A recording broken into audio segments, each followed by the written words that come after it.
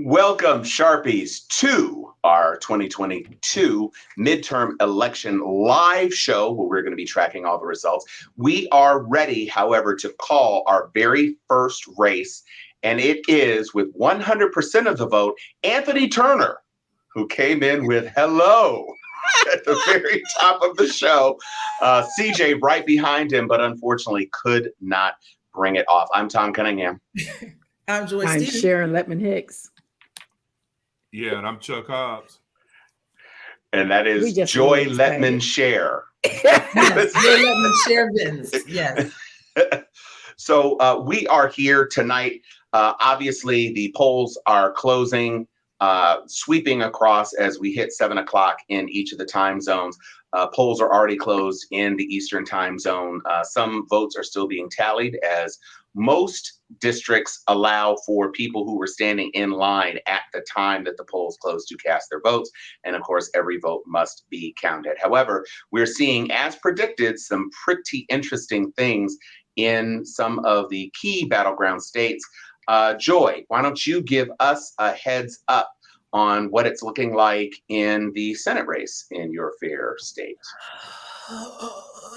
Okay, so right now, we've got a real senator versus a real pain in the ass.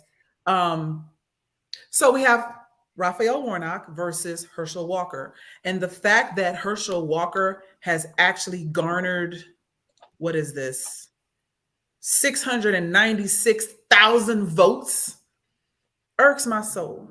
Howsoever, Raphael Warnock has garnered roughly 845,000 votes. And so it's about a 54-46 split right now. But my point is, it shouldn't be that damn close. But it does look, in early, like 9% precincts reporting right now, it does look like Warnock is in the lead. And let's please, 5 pound, 6 ounce baby Jesus, please let this go the way it's going right now.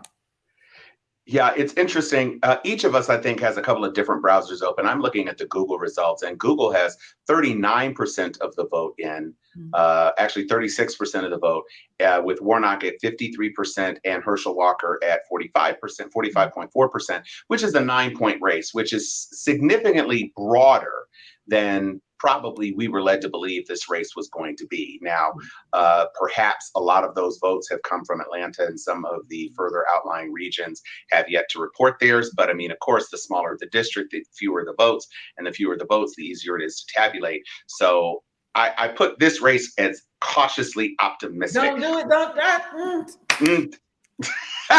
don't be jinxing things. Look, y'all do realize Marjorie Greene is from Georgia, right?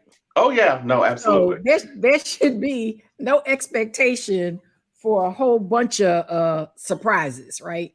It should be understood. Now, I am going to step out and say we're not just going to win. Warnock is not going to win. He's going to win by more than 50%. So my prediction is there will be no runoff for Raphael Warnock. That's my prediction, and hold me to it. Right. Well, I think that, we have to look at what we're doing. Nikema Williams has been called in for Georgia 5. And so that's not exactly a surprise. That was a deeply blue district. But she came in after the passing of their great representative. And so I don't know that was up. However, it does look, with 48% reporting, that Marjorie Taylor Greene, with her paltry 88,000 votes, she is up by 62%. So, I mean, that's not exactly a surprise. But it's sad. It is sad. Oh, it's certainly sad. Just like most of the GOP is sad. Chuck is wearing a Morehouse hat to support Raphael Warnock, his Morehouse brother. What are you looking at on your screen right now, Chuck? Actually, I had jumped back over to the Florida results. I was taking a look at the margin of victory for Ron DeSantis. Yeah. Look at the margin of victory that Marco Rubio has held, and just trying to formulate in my mind what is it going to take. And I know that we can discuss this later on this evening as the evening wears on. But My concern is, what will it take here in this state to engage Democrats, and particularly Black Democrats? I started seeing earlier today news reports that here in Florida's capital city, which is Tallahassee, which has arguably the most educated Black subgroup in the state of Florida per capita. And when you realize that in some of these neighborhoods, that the ones I grew up in, where you have a whole lot of bougie Black folks who well educated, got money. I'm not saying they're rich, but they're not broke, and yet the turnout is like ridiculous. And just in my head, I'm like, where did we go in the last 30, 40 years, where my mother, my father, and all of their colleagues and friends couldn't wait to get to election day? And there was no early voting when I was a kid. Right. You had to show up on that Tuesday and get your butt in line. And nowadays, folks just won't go. So I look forward to having that discussion, like what will it take to get Black voters engaged? And then number two, I did glance over into Georgia a little bit, and I heard what you all were talking about. I wanted to see how Warnock is doing. I share Sharon's optimism that Raphael might be able to pull this thing out. Brother Warnock might be able to pull this out outright. Obviously, but we have to talk about the elephant in the room, no pun intended, for the symbol of the grand old party, which is shenanigans. And at what point in time does the bullshit start? And the whole, well, we've got counting problems and tabulation problems and all of that type of stuff. So I'm looking forward to a robust discussion this evening. They already tried to throw out like hundreds of thousands of votes in the state of Georgia and try to disqualify them. Not to be racist, but mainly from lower income areas where they questioned the validity even of the polling, what do you call them? The poll workers. Maybe they're not supposed to be here. Like, they're just trying anything. I also, I'm sorry, I was reading the comments. I also think that you asked what it's going to take.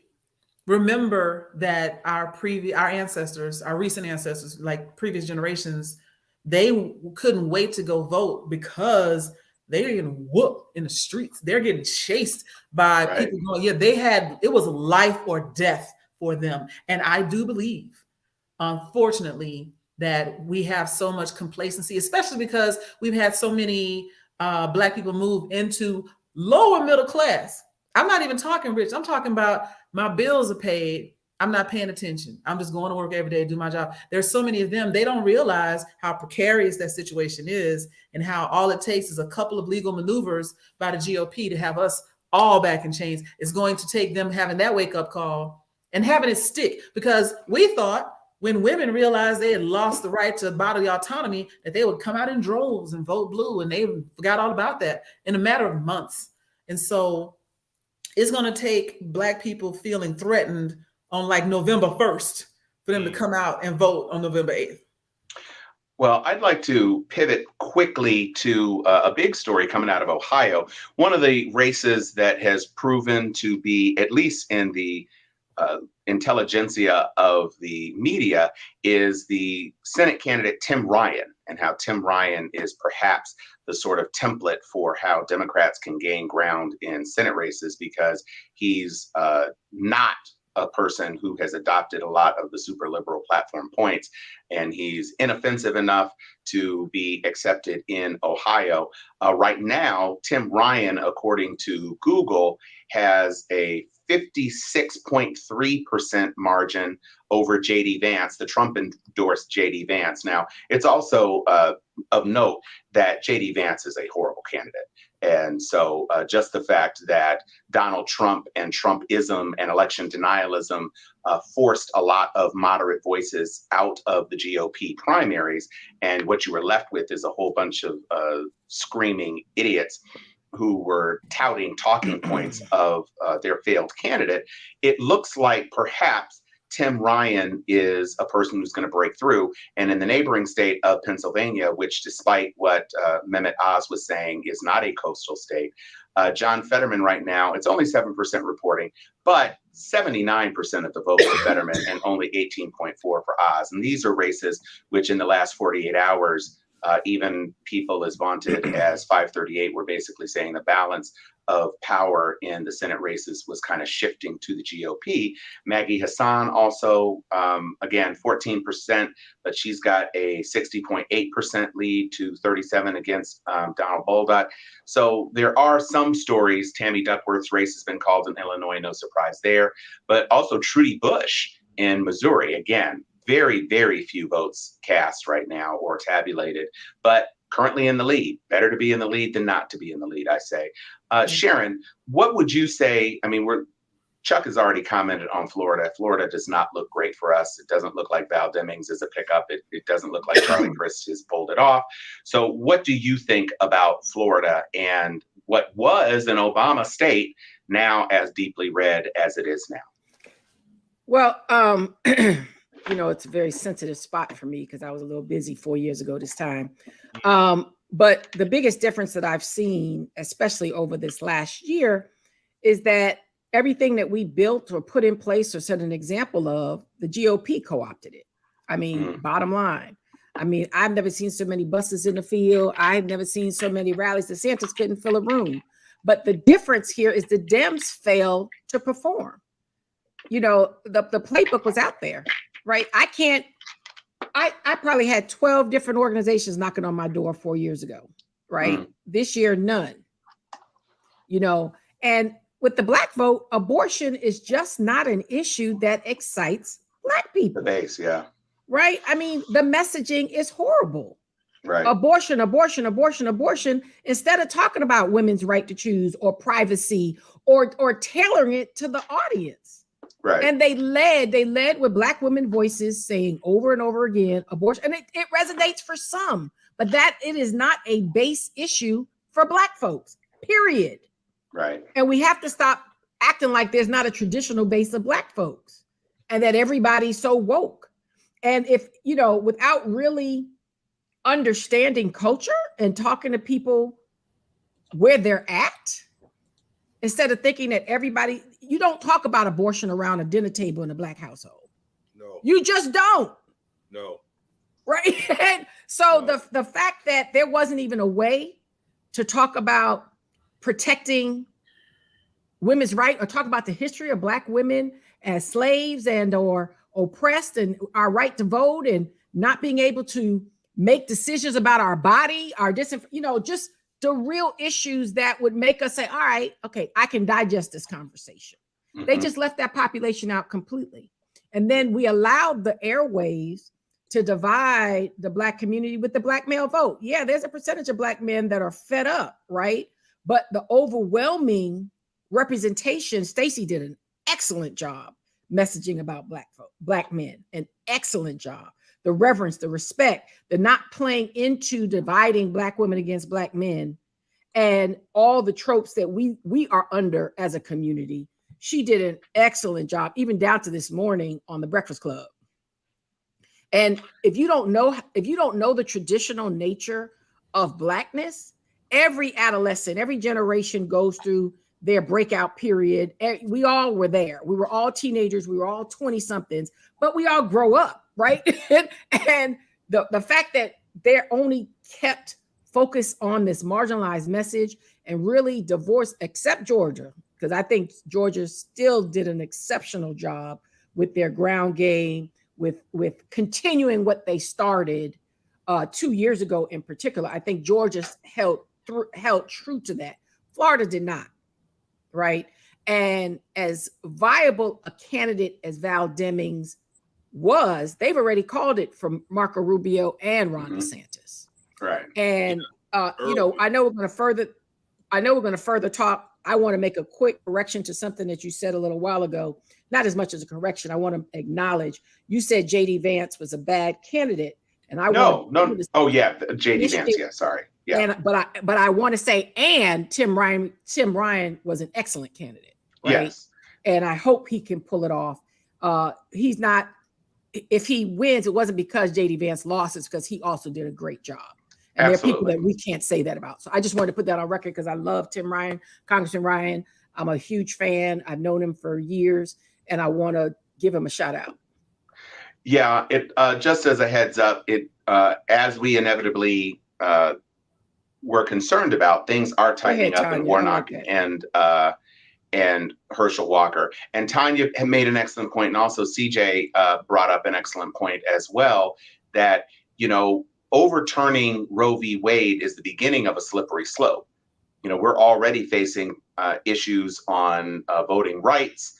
The Supreme Court's about to take up affirmative action, and it looks like affirmative action is likely to be struck down. There are a whole host of issues that we had presumed for decades to be settled that are being stripped away. And so it's not just a matter of bodily autonomy. And we talked about on the show that bodily autonomy, I think, is a framing that works a lot better than just saying abortion, abortion, abortion. Mm-hmm. And to your point, Sharon, Black folks are church folks, and ain't no pastors talking about it's okay for you to have an abortion, sister. It's just not a thing that is a kitchen table issue. It's not something that gets reinforced on Sundays, but pastors will talk about civil rights. Pastors will talk about stripping away our voting rights. Pastors will talk about our access to the opportunities that were long denied us in this country. Mm-hmm. And so, you know, you listen to white folks in those spaces on what the decision should be about messaging points, and you end up with difficult situations like this. It looks like there's a little bit more reporting. John Fetterman has not really reduced his lead. Things are still going very strongly for him.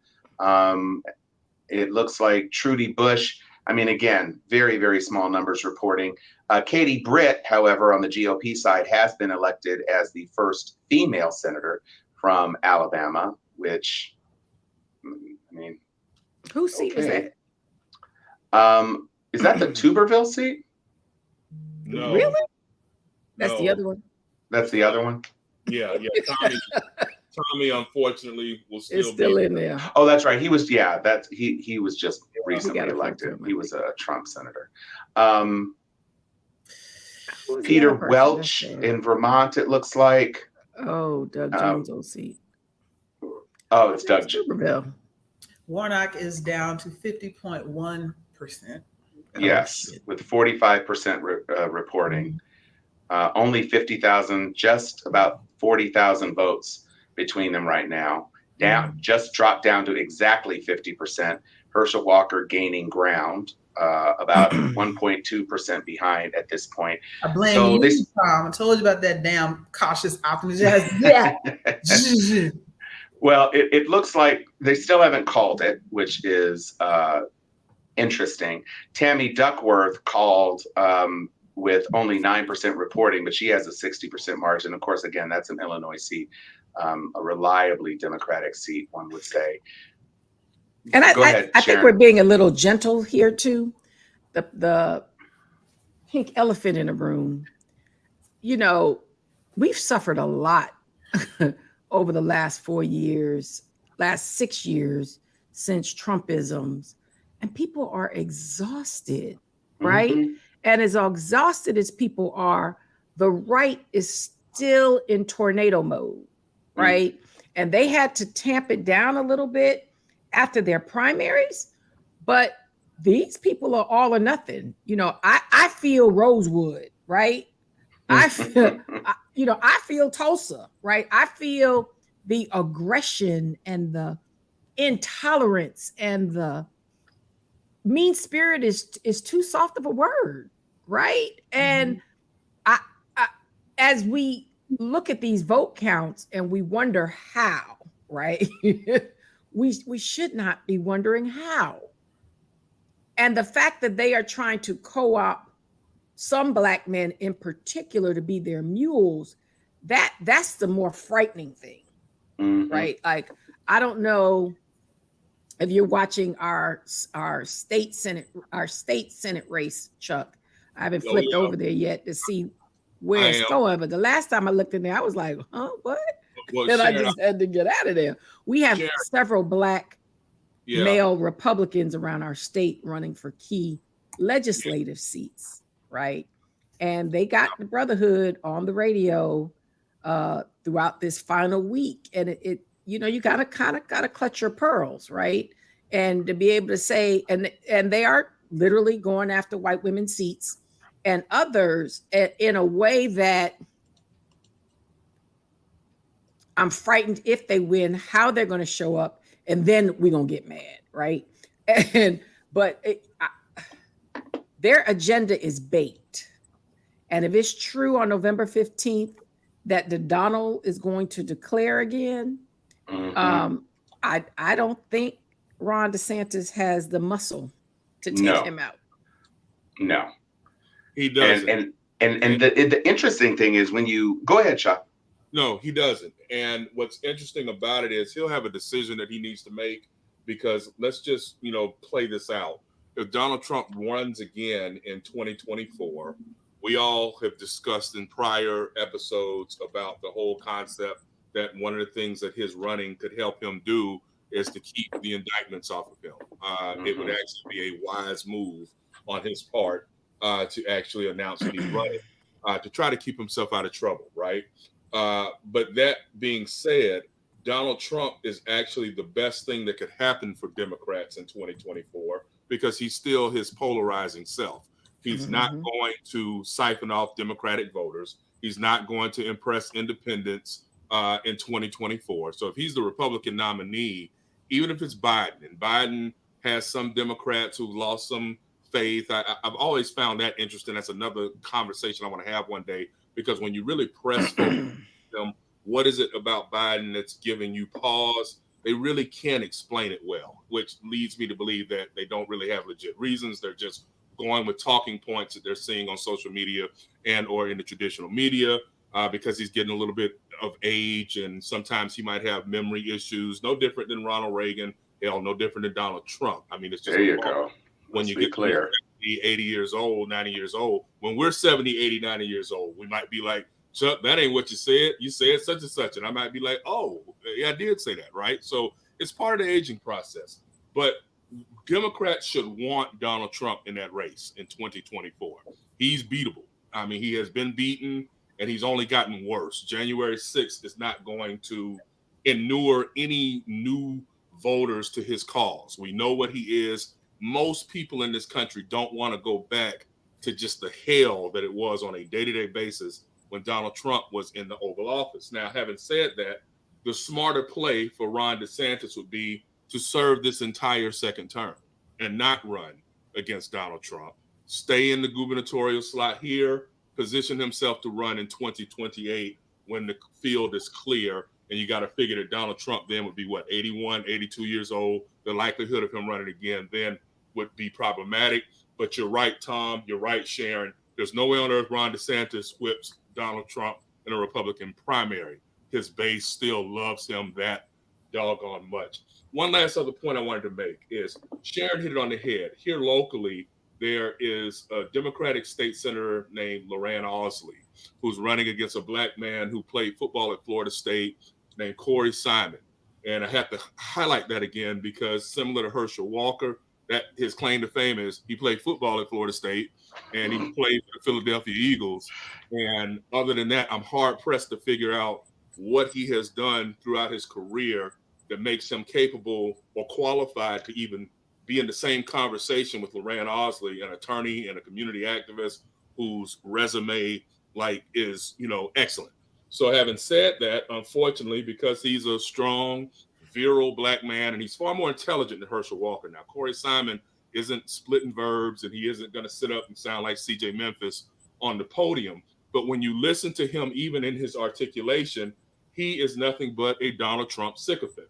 I watched part of the debate between Osley and Corey Simon, and when she asked him to say that Joe Biden was the legitimately elected president, he hit the MAGA line, which is, well, he's the president, and we're worse off for it. And he was ready to go hit the sled in football practice, and we're worse off for it. And I'm just sitting there thinking, black man, you really believe that shit that you just said? I mean, I get it that you've got to say what you've got to say because I get it. I mean, we all understand politics, but he was so, excited with that talking point to the point where I was like, wow. And he's got a whole lot of Negro preachers and Negro business owners and other Negroes who think it's cool to be like, hey, I'm a free thinker. And I'm like, are you really? Are you really a free thinker when you're going with a party and people who are diametrically opposed to the majority of your people. I get it. The whole concept of I've got money, I'm in a higher tax bracket. I know that sounds cute and all, but your mama might not be, your cousin and your auntie might not be in that higher tax bracket. And if it messes them over, what does that make you? What in terms of understanding community? So it's a frustrating night for us here in Florida. I'm very hopeful that Raphael can pull it off, but I've got a sick feeling that this is going to go to a runoff in December. It's going to a runoff. Yeah. Well, let's talk about it, because after making some ground, Herschel Walker made some ground against Raphael Warnock, but it slowed down a bit, and actually Warnock is gaining ground again. So we'll see. Warnock is at 49.5%. So there's still a possibility he can get over 50. We only have 48%, less than 50% of the districts voted. And of course, Warnock is performing very well in the high population density districts. Mm-hmm. Herschel Walker performing well in city some of the, versus country. That's what it is. And Herschel is about as country as you can be without being lynched for beating a white woman. So, oh, Father God. What, I'm not allowed to say that he absolutely you do not have a contract pending at MSNBC, so have at it, brother. Yeah. So we won't fire you, Tom. We'll leave that for the major networks. Yeah. So it does look. Again, we are waiting for more polls to close. Obviously, we're looking at Louisiana coming up next on the Senate side.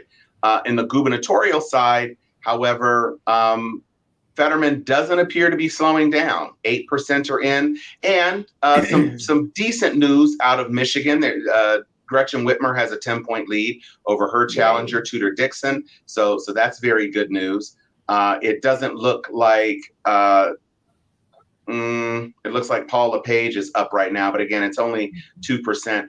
If Paul LePage were to fall, that would be something to make me very happy. Rhode Island has been called for the Democrat. Massachusetts has been called for the Democrat. It looks like Maryland, even with the low margin that they have, for whatever reason, it looks like they've called that. Things on the gubernatorial side in Georgia, obviously Kemp maintaining his lead.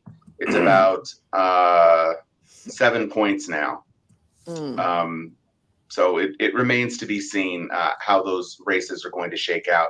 But Warnock still in the lead, and Trudy Bush still in the lead. And as Mark Stepney, who is a Missourian, has said, we can't understand how much they want this woman to win. So we're very excited for her. The next up, we have some things that are going to be opening up. I'm, of course, looking at Wisconsin. Chuck and I, with our frat brother, Mandela Barnes in Wisconsin. Iowa. Let's talk about him. Yeah, let's do it. Him. Like, why did he start losing? What's the story? What's the backstory? Well, it looks like Ron Johnson blatantly came out and started playing the race card. Look at this scary bald black man. And, and while we're on the subject, Ralph Ellison, in the political fight of his life after championing the George Floyd situation, Keith. I was going to say, who are you talking about? Yeah, Ralph Ellison. Okay. Ralph Ellison's Invisible Man. Sorry about that. He's running too. Yes. Oh boy, they just big surprise. Nebraska, South Dakota, Kansas, and Oklahoma on the Senate side. I don't know that anybody's particularly surprised about that. All of those, more or less, John Hoeven in North Dakota is being projected as the winner. Jerry Moran. Yeah. Oh, wait. No. What? Sarah Huckabee Sanders just won the governor of Arkansas. Look, I mean, are you surprised at that? That's can I get my passport back? I got to go to Costa Rica. Well, that's only 15% reporting, but I mean, how could you be surprised that her the winner? No, I understand. I'm surprised. I'm sorry. I'm surprised. I mean, with that name, I'm not super surprised. Wow. Yeah. do you honestly forgot how she showed up? I ain't forgotten nothing. I'm just Oh saying my she's the God. daughter of a past governor, and she's a Of a super corpse. Trumpite, and it's Arkansas. Yeah. And she defeated another actual friend of mine in Morehouse brother Chris Jones. I remember that a brother was running against. See that? Black. Yeah, Chris Jones. Black in Arkansas against a Huckabee. Yeah, Chris did really in well. Trump era. Yeah, he did pretty well, relatively well, because that's a red state. So kudos to Brother Jones on fighting the fight. But yeah, Sarah Huckabee Sanders. Y'all, this shows she is an example of when W won for me. And from nepotism to legacy, I didn't even know she was still a contender, much less just won. Because CJ said she didn't shut him out. Right. He fared well in Arkansas, and not as well for it to be Arkansas. Yeah, for it to be Arkansas. Right. So kudos to him, and maybe he'll gear up and do it again in 4 years. So we'll see. I didn't follow the race enough to know if anybody stomped for him. I got to juxtapose my surprise to that to Fetterman, Oprah's move on Fetterman, right? It got a lot of criticism. You got to understand what's at stake. Right. Fetterman took a beating because of the debate, right? Yeah. Period. Well, because of the stroke. Yeah. Well, we were doing fine with the stroke when it was just Twitter. Right. But when he had to see him on stage, right. Right. And and they were, again, back to the Republic. They're ruthless. They have no limits. They have no shame. And the way she swooped in and everybody was like, why do you know? No, that was strategic. And I'm saying that because we keep reporting that he's still up. And I was nervous. I was nervous because I saw no chill from the GOP and no outrage to the level that I expected from the disability community in particular, right? It was like Dems were just as bad. They were just quiet, right? And Oprah helped. Joy, what are you looking at? Go ahead, Joy. I'm sorry, baby. Y'all, I'm watching this damn Senate race. Oh.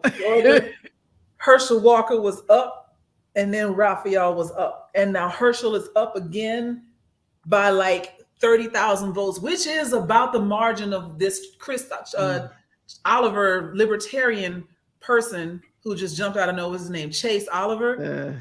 And now Raphael is back on top again. This it's switching. It's switching a lot. Google. My chest, my soul. Listen. Google actually has Raphael at 51.7.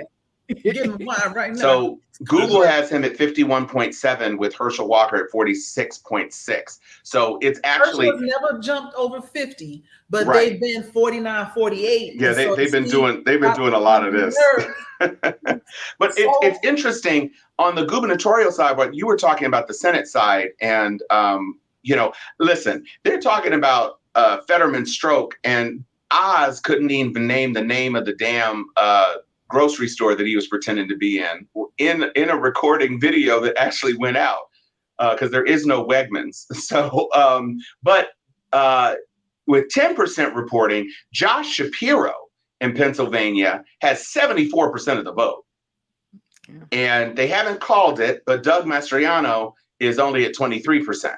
And so that's good news. Let's just but that say was expected.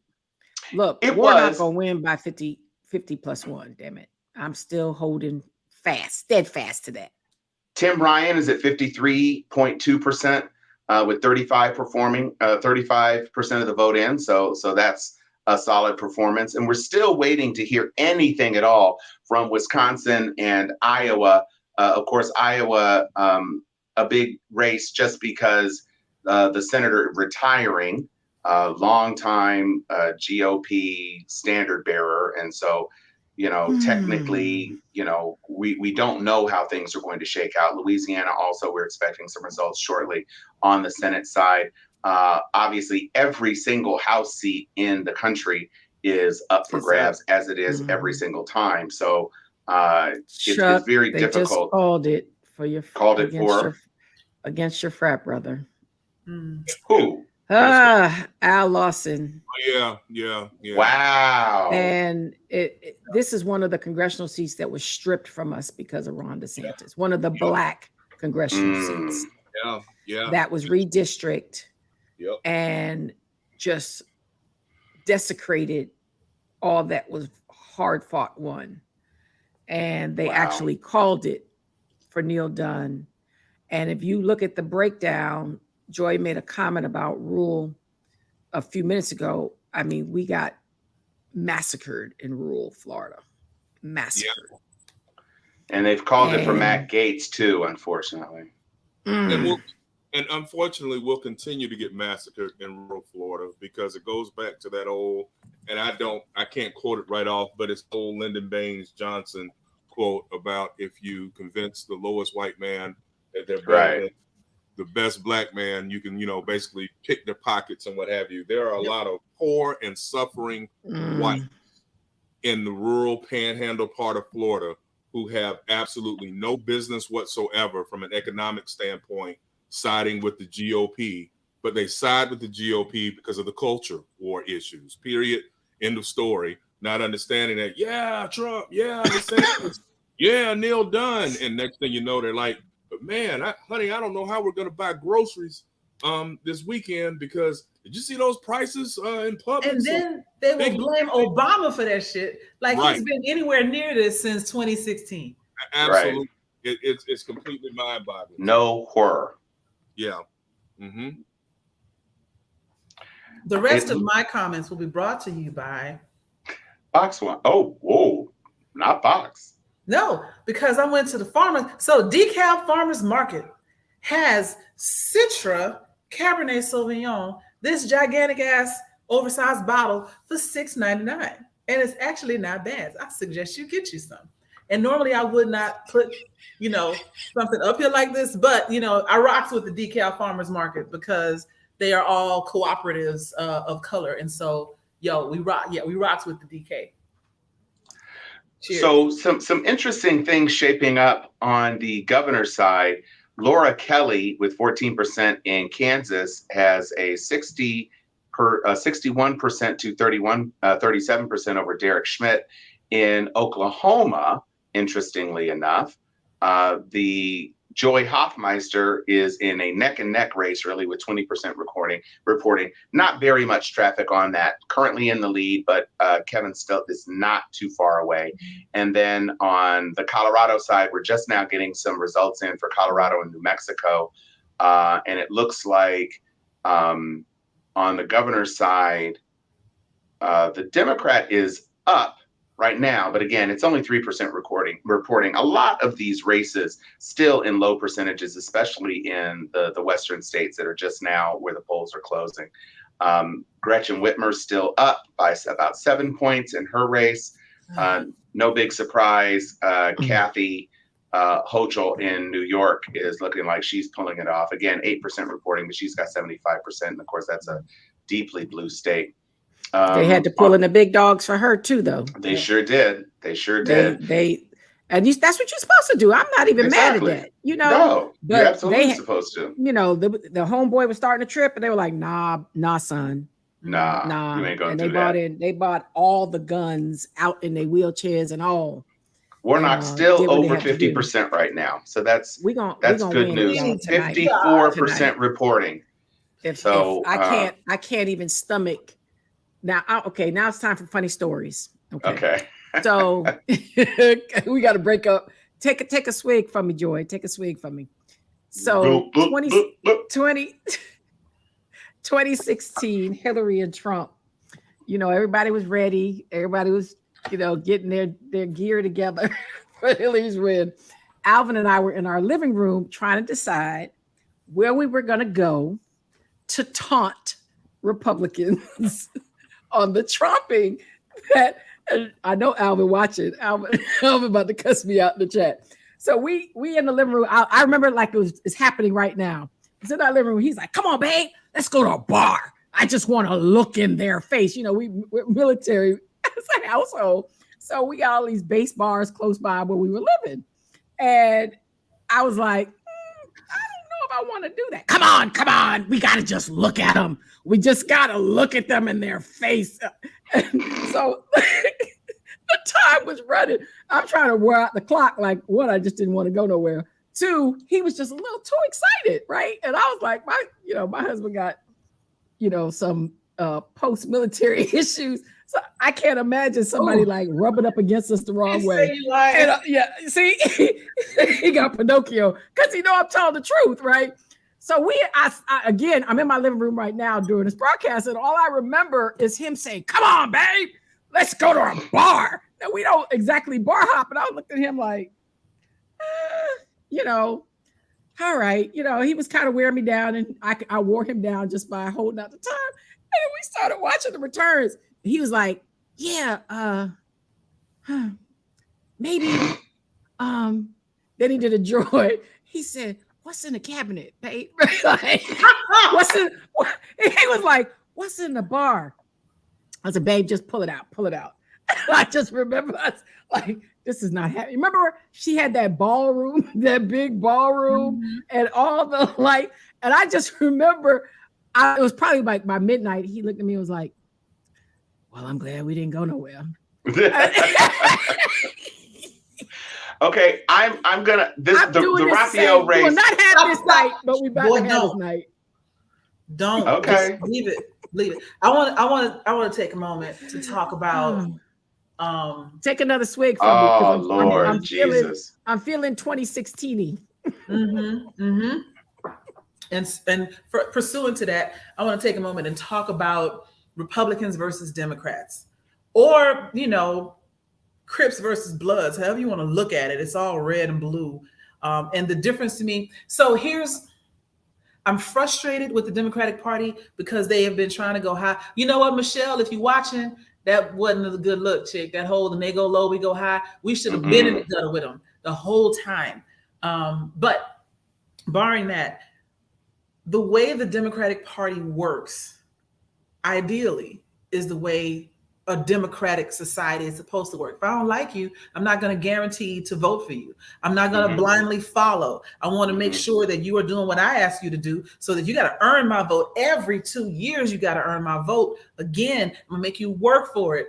Unfortunately, the Democratic Party is up against the Republican Party, which is like, I don't care what's happening. You vote red so we can stay in power. Because like we mentioned, all them country people and all the people who vote against their own self-interest, the ones who forget their own welfare too, all of them, they don't see themselves that way. They see themselves as the party in power. They see themselves as, any minute now, we're going to get invited to the White House to hang out. Like, y'all have seen the videos, President Trump, save us. Like, they really believe they're about to be delivered. Right? Delivered. And they vote as a block because that's all they have. I teach this for a living. I use that quote from Lyndon B. Johnson. If you can convince the lowest white man he's better than the highest black man or colored man, he won't notice when you're picking his pockets. Hell, give him somebody to look down on. He'll empty his pockets for you. And that's what they're doing. They are turned out, literally, pockets turned out because of the promise of being great, or of being better than all those immigrants, libs, Negroes, the Mexicans, like whatever they want to call it. We're better than them. I may not have a pot to piss in or 2 teeth to snack together, but I'm better than them, right? And so they vote as a block for that reason. They don't engage in discourse or disagreement or pushing their agenda forward. They just said, we're winning. A win is a win. They don't care anything else about it. And unfortunately, if the Democrats get like that, it'll be the same thing, just on a different spectrum. And we might end up running into anarchy in a whole different way. A true democratic society should question their leaders, should make you earn their vote every time. We need to get rid of the Electoral College for one, but if we don't get out of this gang warfare, we're going to destroy ourselves in short order.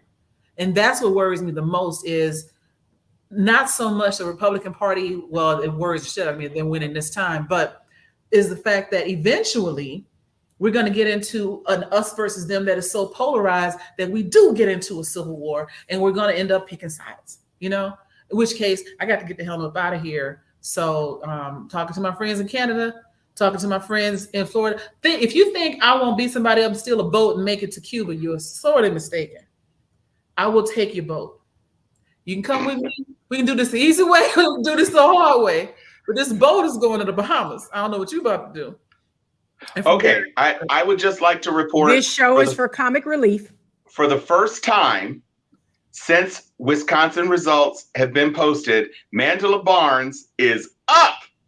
Something in Oshkosh or something in Madison must have just come in because he jumped from being below Ron Johnson. It's still only 1% reporting, but he just leapt to a 73% lead, which, you know, for him to be behind to leap that many votes. I don't know what precinct it was, but I'm happy. Come on. I was giving Mandela $19.11 every time he called me, because every time I saw that was the one message, because I knew he was frat, and every time they put that 1911 in there, I was like, oh, okay, let me go on ahead and give him another thing.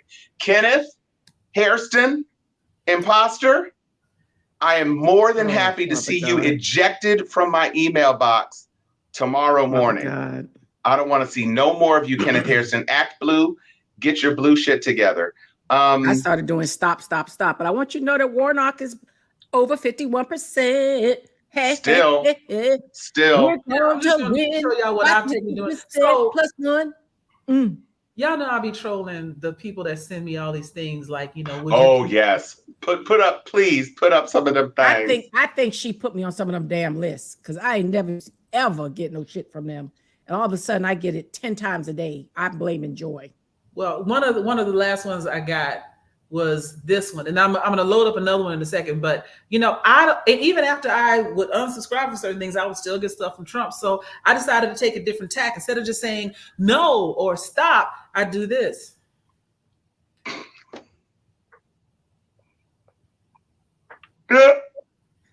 Ay, Dios mío. No, you need to put up the one. What was the one that you finally did that got them to unsubscribe you, though? Yeah, let me grab that for you real quick. Hang on. Because that's the one that's hilarious to me. Now, I will say this. People talking about when they go low, kick them in the kneecaps. Nah, when they go low, that means their head is in chopping off position. This is for jokes only, people. Of course, it's jokes only. We're funny. Nah, buddy. Yeah, but I tell you, between James Carville, Nancy Pelosi, Maggie Hassan, because that's what happens. You mess around, you give somebody some money, right? So I gave money to Raphael, I gave money to Mandela Barnes, and now they're like, ooh, a pocket. James Herndon, he says, I like to respond with porn clips, not joking. Now that's funny. That's my type of Sharpie. Right. And this is Andrea. This is Andrea, who we met at the place, right? When we had our brunch for homecoming. No, that wasn't Andrea. Oh, that was a different person. Chuck, okay. No, because Chuck and I were texting about her. So here's the most recent one. I finally did enough to get taken off at least one of the lists. Now I will tell you, 30 seconds later, I got another text from a different place. But the one that got me finally unsubscribed was this one. It says, you know, President Trump is calling on you. I voted for Biden. Still didn't work. President Trump, can I count on you? Stacey Abrams for president. And then it's off the screen, but it's like, you have been unsubscribed from this list. Finally figured it out. Finally. Hello, bot. That was great. I had another one that said F you and F him too. And that one got me unsubscribed from a different list. So yes. Apparently, if you start to curse or use foul language in your response, they will unsubscribe you. But well, they'd have to unsubscribe Trump then. Well, you know, he's Trump, who called Nancy Pelosi an animal today, while her husband is recuperating from a violent attack from a hammer-wielding thug who broke into his house, and it was fodder for right-wing media and quote-unquote jokesters for days. Tim Ryan definitely the race is tightening in Ohio. He's still above 50%, but only about 25,000 votes separate them at this point. Chuck Grassley still holding on, 1% reporting. He's up, but again, there's fewer than 10,000 votes on either side. So Sherry that's not. Beasley is struggling in North Carolina. Yeah, she was doing well before. Now she has dropped with 62% reporting. It's still about 2%. Yeah, it's 2% between them, and there's still a lot of ground to make up. But if we click into the map, you see Greensboro, you see Raleigh, you see Fayetteville, you see Charlotte, you see some of these other areas. Again, high population density. She's doing very well, and even some of the counties closer to the coast, she's doing well. But there's a lot of red in North Carolina, and so it remains to be seen. A pickup there would be super duper awesome. But the Tim pickup, the Mandela pickup, we still got opportunities to make these things happen. Things are tightening a bit in Pennsylvania, but it's still 62% to 37-ish%. So yeah, CJ, I don't know how many of these races third-party candidates are going to be determinative, but none of it helps. None of it helps. None of it helps at all. To pull from the critical thinking side, which unfortunately tends to be the Democratic side. They're the ones who do that idealistic protest vote for a third-party candidate that has not a snowball chance of winning. Right. In those close races, like in the race for governor here in Georgia, why are you doing that? Why are you playing with my life?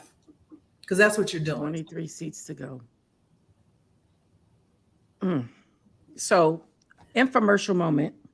All right. If Gail Simpkins is out there, we really enjoyed meeting you. We bumped into a Sharpie, Joy. Oh, it's Gail. On Gail Simpkins.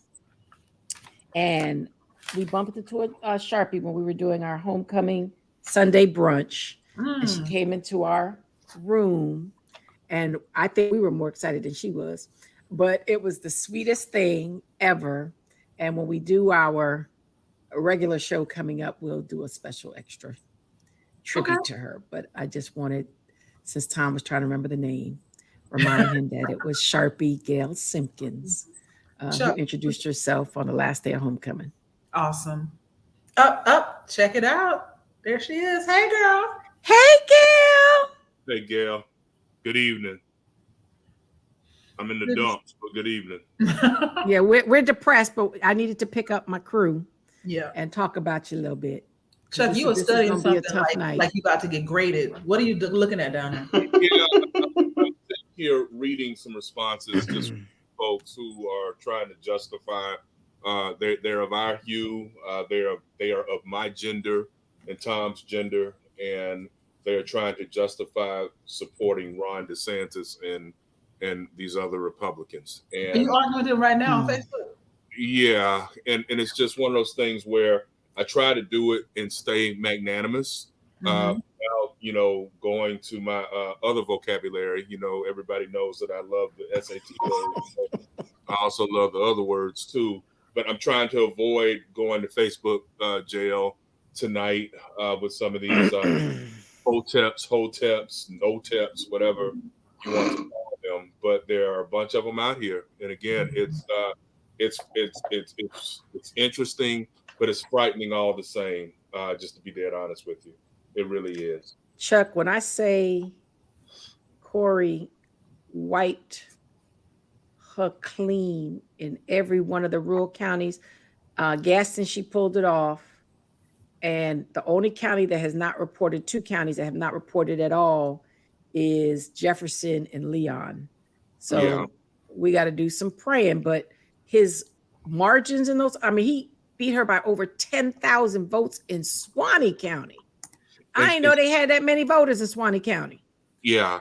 What I'm trying to figure, that something don't look right. What I'm trying to figure out though, Sharon, is from your experience, do you think that there are enough numbers in Leon County? And for those who are listening, Leon County is Tallahassee. And so Tallahassee is like the one blue segment of our part of North Florida. We're surrounded by red, but Tallahassee, Leon County, Quincy, Gaston County are the only blue counties in like just red almost all the way across I-10. Do you think there are enough votes potentially, Sharon, in Leon County for Loran to overcome this huge lead that Corey Simon has right now? I mean, it just depends on how well he does, because what I don't understand is how come it's not reporting, because Al Lawson and Neil Dunn's numbers are in. Al beat Neil Dunn by 22,000 votes. So, and you know he got the black vote. So I don't know if she's going to have a 20,000 margin. And even with a 20,000 margin, with me looking at the upvotes in some of these counties that I didn't even know had this many people, it's more than 20,000. Right. Yeah. It's a 10,000 person gap in Swanee, 5,000 in Taylor, 5,000 in Wakulla. That's 20,000 right there. 2,000 in Madison. That's 22,000. 1,500 in Liberty. Oh shit. 2,000 in Lafayette. 1,000 in Hamilton. 3,000 in Gulf. 4,000 in she's got Gaston County. Yeah. 2,000 in Franklin. 5,000 in Dixie. Hey, you got to pull these voter rolls in Dixie County. They say she got less than 1,000 votes and he got 5,000 votes. Are there 6,000 people that live in Dixie County? Not. I would be surprised, but I know there are y'all think I'm playing. I'm dead serious. Yeah, there are quite a few black folks in Dixie County, so that 5-1 margin was a little surprising to me, because there's quite a few. Also means that she didn't do no work in the rural counties. That's what I'm thinking too. Spanked her, and right now, at this very moment, he is up over 30,000 votes. Yeah, it's a tough night down here in Florida. It's a tough night down here in Florida for Democrats. There's no doubt about it. And I've had some good people make some very interesting comments, y'all, that we can kind of delve into too. I know some of our Sharpies have as well, which is, Sharon, and you're far more qualified than any of the rest of us to speak on this. Ground game wise, what do Democrats have to do here in Florida? Because what I'm confused on is Andrew Gillum damn near was governor 4 years ago, right? We've lived here long enough to know that the last Democratic governor in Florida was elected was Childs. Obviously, Buddy McKay took over when Childs died early in December of '98. But since then, it's been Jeb Bush, Charlie Crist as a Republican, then Rick Scott, and now Ron DeSantis. And in all of those races, the only Democrat that almost won was Andrew Gillum. And so now I'm sitting here trying to figure out, is that what it takes? Like one of my best friends and our frat brother, Tom, Ken Tate, just said on my Facebook page that it's going to obviously take a better ground game. But I've had other people say it's going to take Barack Obama, or it's going to take exciting black candidates like Andrew Gillum was. Yeah. Does it have to be having somebody black, Sharon? Or is it you can have somebody white or Latino, but you've got to have a bet? I'm just confused. I'm like, what does it take to do numbers like what Andrew did? Because Charlie Crist got worn out tonight. I mean, it's embarrassing. I wish somebody would utter Andrew's name in any level of blame, right? Yeah. Because you're a former governor, you're a former Republican, you are a sitting congressman. I want to hear that shit. Y'all just didn't do your work, right? Mm-hmm. Period. Right. But what made us the edge wasn't really about color. We were the underdog in the primary. It was our ground game, right? We understood that you got to touch people. The internet and the TV and can do so much. If you want to break through the noise, the Republicans were on the ground. They were doing the same 67 county bus tours that I did not see them doing 4 years ago. Mm-hmm. They were crisscrossing the state, and they were touching people. People have to be excited about you, and it doesn't come from the internet. No. The minute you touch somebody, that Fetterman was the only person that could get away with that because he already had the ground hype. And when they forced him out, he became too touchable. He played their game, right? When he was just wrecking on Twitter and he was already connected to the people. He's going to hopefully still pull it off because he connects with the people.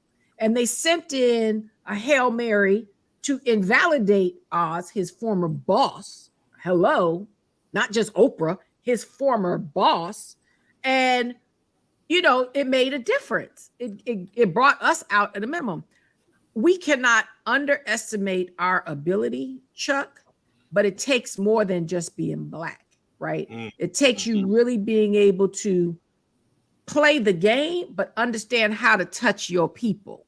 It could be a Democratic Latino person. It could be a white woman. It could, a Black person that has a package that resonated in, the uniqueness that Andrew had, where he's polished. The church people love him and the millennials loved him, right? It made a difference. He was a diehard liberal, but he came from traditional Black roots, right? And you can't just be status quo. You got to be able to push the envelope.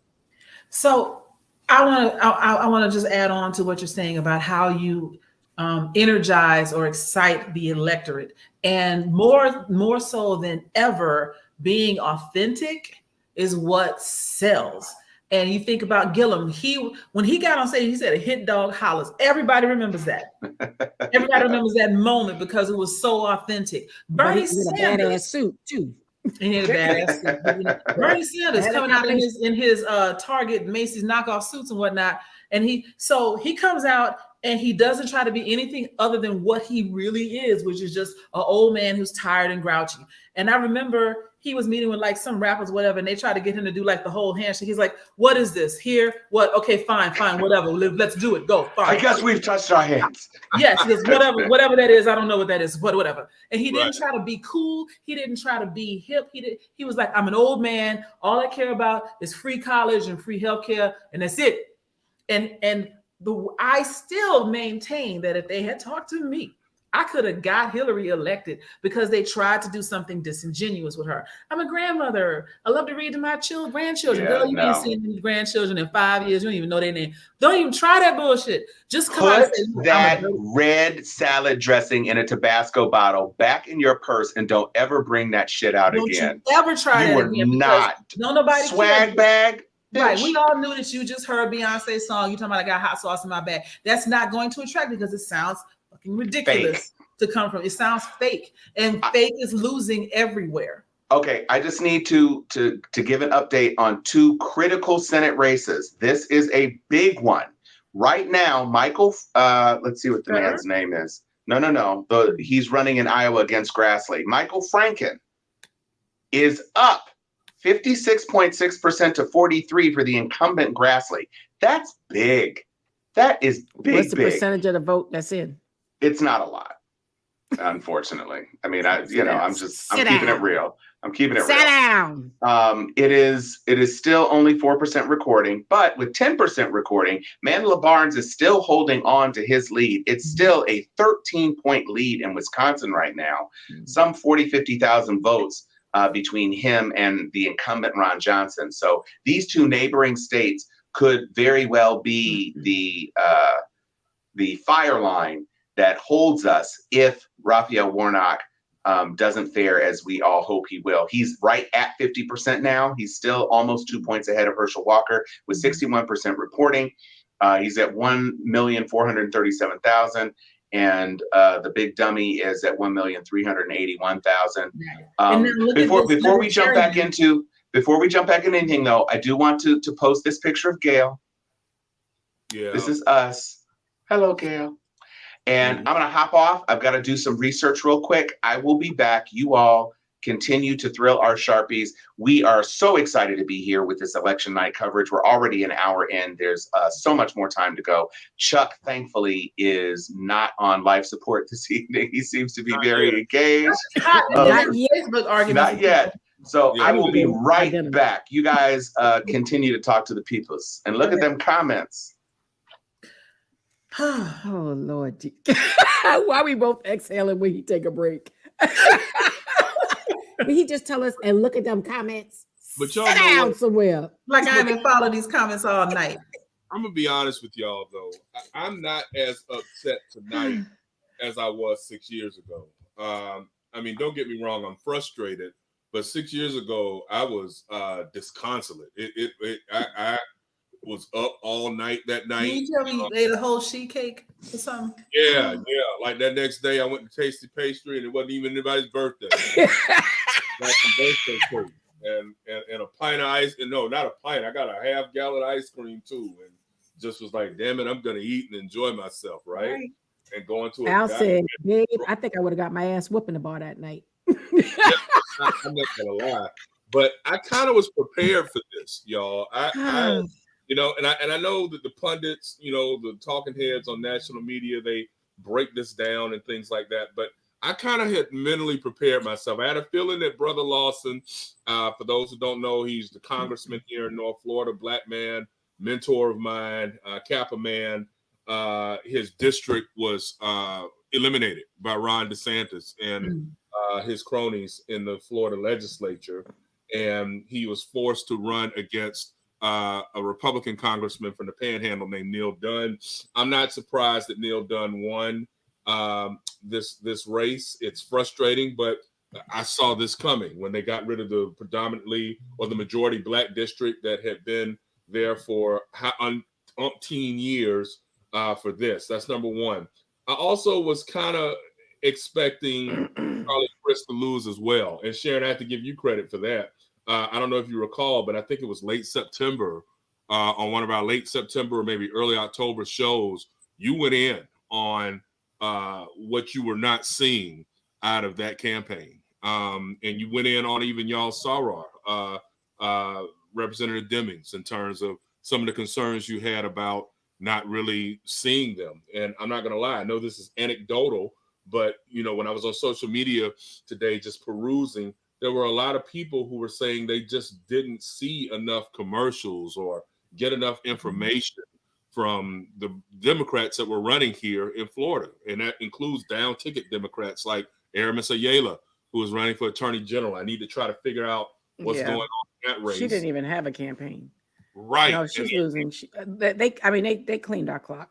I mean, we don't even know how to play the game, Chuck. I admit I'm dusty, right? I don't need to be on nobody's front line right now. I'm dusty, but my phone number didn't change, right? So look, whoever you is, I'm gonna call you if I need some strategy, right? Yeah. I'm not gonna get on. It would have behooved some people to say, hey, I know you down and out right now. We don't mean to be selfish, but can you help us out? Right? Can we just that morsel of respect? Just that morsel of respect, right? Yeah. And I know, I'm dusty. But my people take care of me. So to lose the way they lost, and you ain't calling none of the A squad for some advice, right? Or maybe you thought you was calling the A squad. Because I can talk shit now. I'm gonna talk some shit. Right. I guess somebody convinced you was calling the A squad. Yeah. Right. Good point. Very good. And this is taped, honey. Y'all can replay it over and over and over again. Write it down, take a picture. I don't give a honey. And I ain't got no glass in my hand. I'm real clear on my thoughts right now. Yeah. I've got Buccaneers to my left, and I haven't even reached for it this evening. I'm gonna kill you by the line. Yeah, not yet. And you're right. And Carla made a great comment too. And I'm not talking about her FM comment. That's that's my biff. That's my biff. But Carla's COVID has taught us to keep stuff in perspective. We did not create this problem. We will survive it. I do think that plays a role in how I'm feeling tonight. Like, again, I'm not happy with these results, but y'all, we have survived COVID. And I mean, the pandemic is still going. I'm not saying it's over, but we have come through so much in the last 2 years to the point where I'm now just thinking, okay, this sucks. It's not cool, but what can we do moving forward to try to flip the script, so to speak? And that's why I have loved all of your comments. Sharpies, I've appreciated your comments. I've read some things on my Facebook page. This is not the end of the world, but we have to, and Sharon, you use this word a lot, and it's the truth.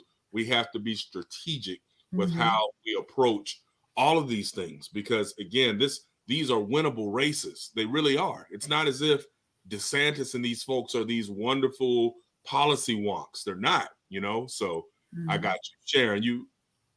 What happened? Wait, your sound went out. Oh Lord, we got one good news. Westmore won Maryland. Brother is the new governor of Maryland.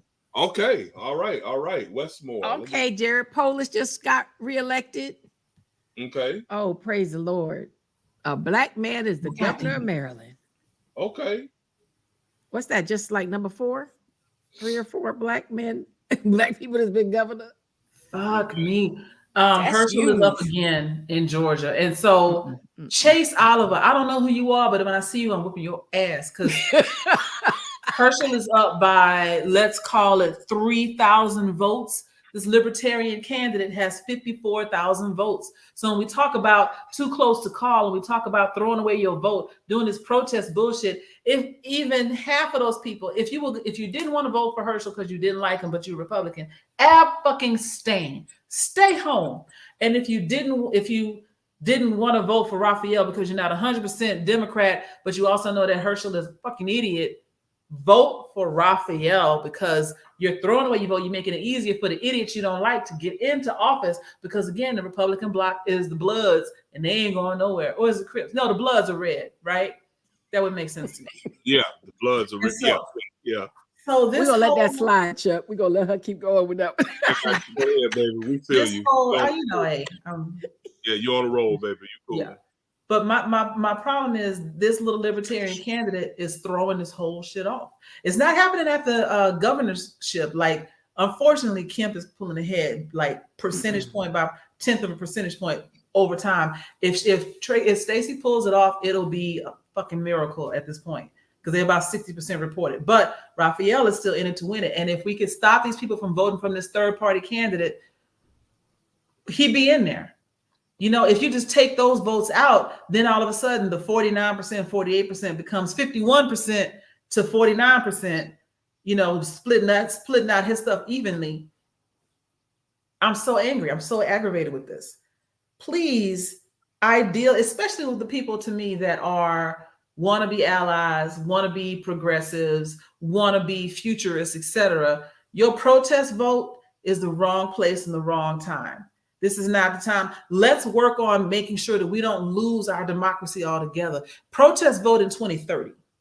Do that later when we have a different system. When we get rid of the electoral college, you can protest vote all you fucking want. But right now, I need you to get in line, at least for now. It's exactly what Joe Biden said. And God forbid Joe Biden said something that made sense.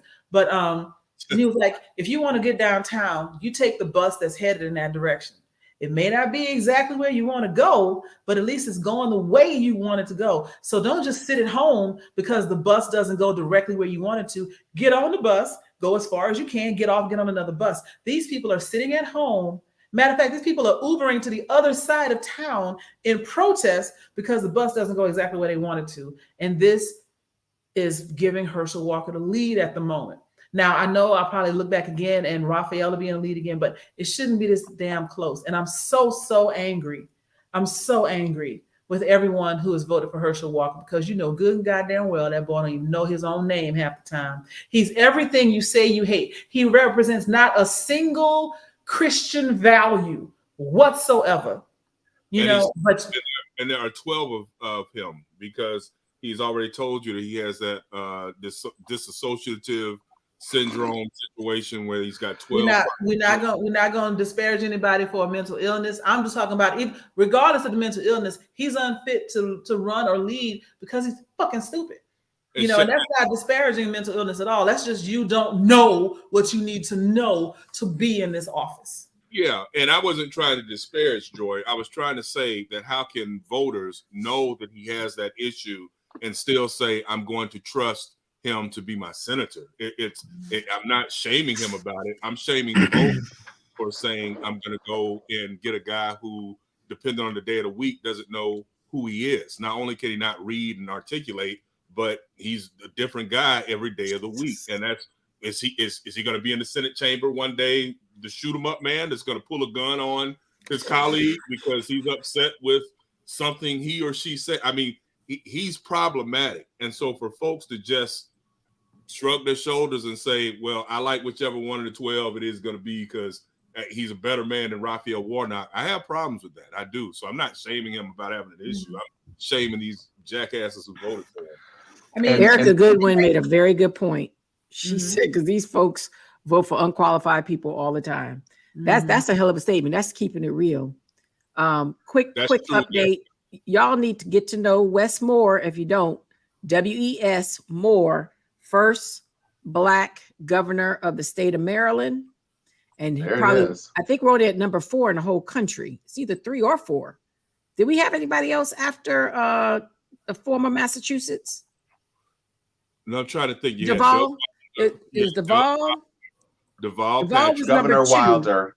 Yeah, Wilder. Deval Patrick was number 2. You know, so has there been a 3 before West, or is West number 3? You remember there was a guy in New York. Who was the guy in New York? No, he was a placeholder. Yeah, Patterson. He was interim. But he never won. He never won. He was never elected. Well, that's true. Right. We got to see. This is the 3rd elected Black governor in the country, Wes Moore. And of all states in the country, Massachusetts, the woman who just won is the first woman ever elected. That's crazy. That is crazy for a state like Massachusetts. Well, let's just talk. Lesbian. Let's talk about some of these Senate races. JD Vance has actually taken a lead in Ohio. Chicken's coming home to roost. Sherry Beasley is falling behind with 68% reporting behind Ted Budd. Yeah, he's at 50.7%. Yeah, and she's at 47.3%. And then Trudy Bush, also in Missouri, has fallen back about 7 points. But again, this is 14% reporting, and it's not as bad. With 31% reporting, Mandela Barnes is still up 52-48.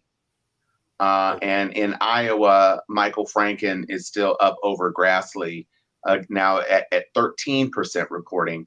So this is an interesting set of circumstances. With 30% reporting, Fetterman is still up 53-44 over Oz.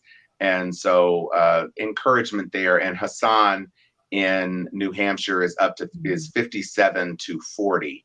So obviously still a gap there. But that's 22% voting. And of course, New Hampshire, not something that's going to be a prize for Black folks, but still better to hold that seat than lose it. We can't afford to lose it. Is up by a whole percentage point right now. At 65%. I fucking hate these people around me. I can't stand it. Anybody who voted for him, I'm gonna punch you in the nuts when I see him. Yeah, but let me be clear, he cannot win, right? That will be like 2016. Right. Oh, it's very, very possible. Let me clear. Let me clear, Chuck. Let me clear.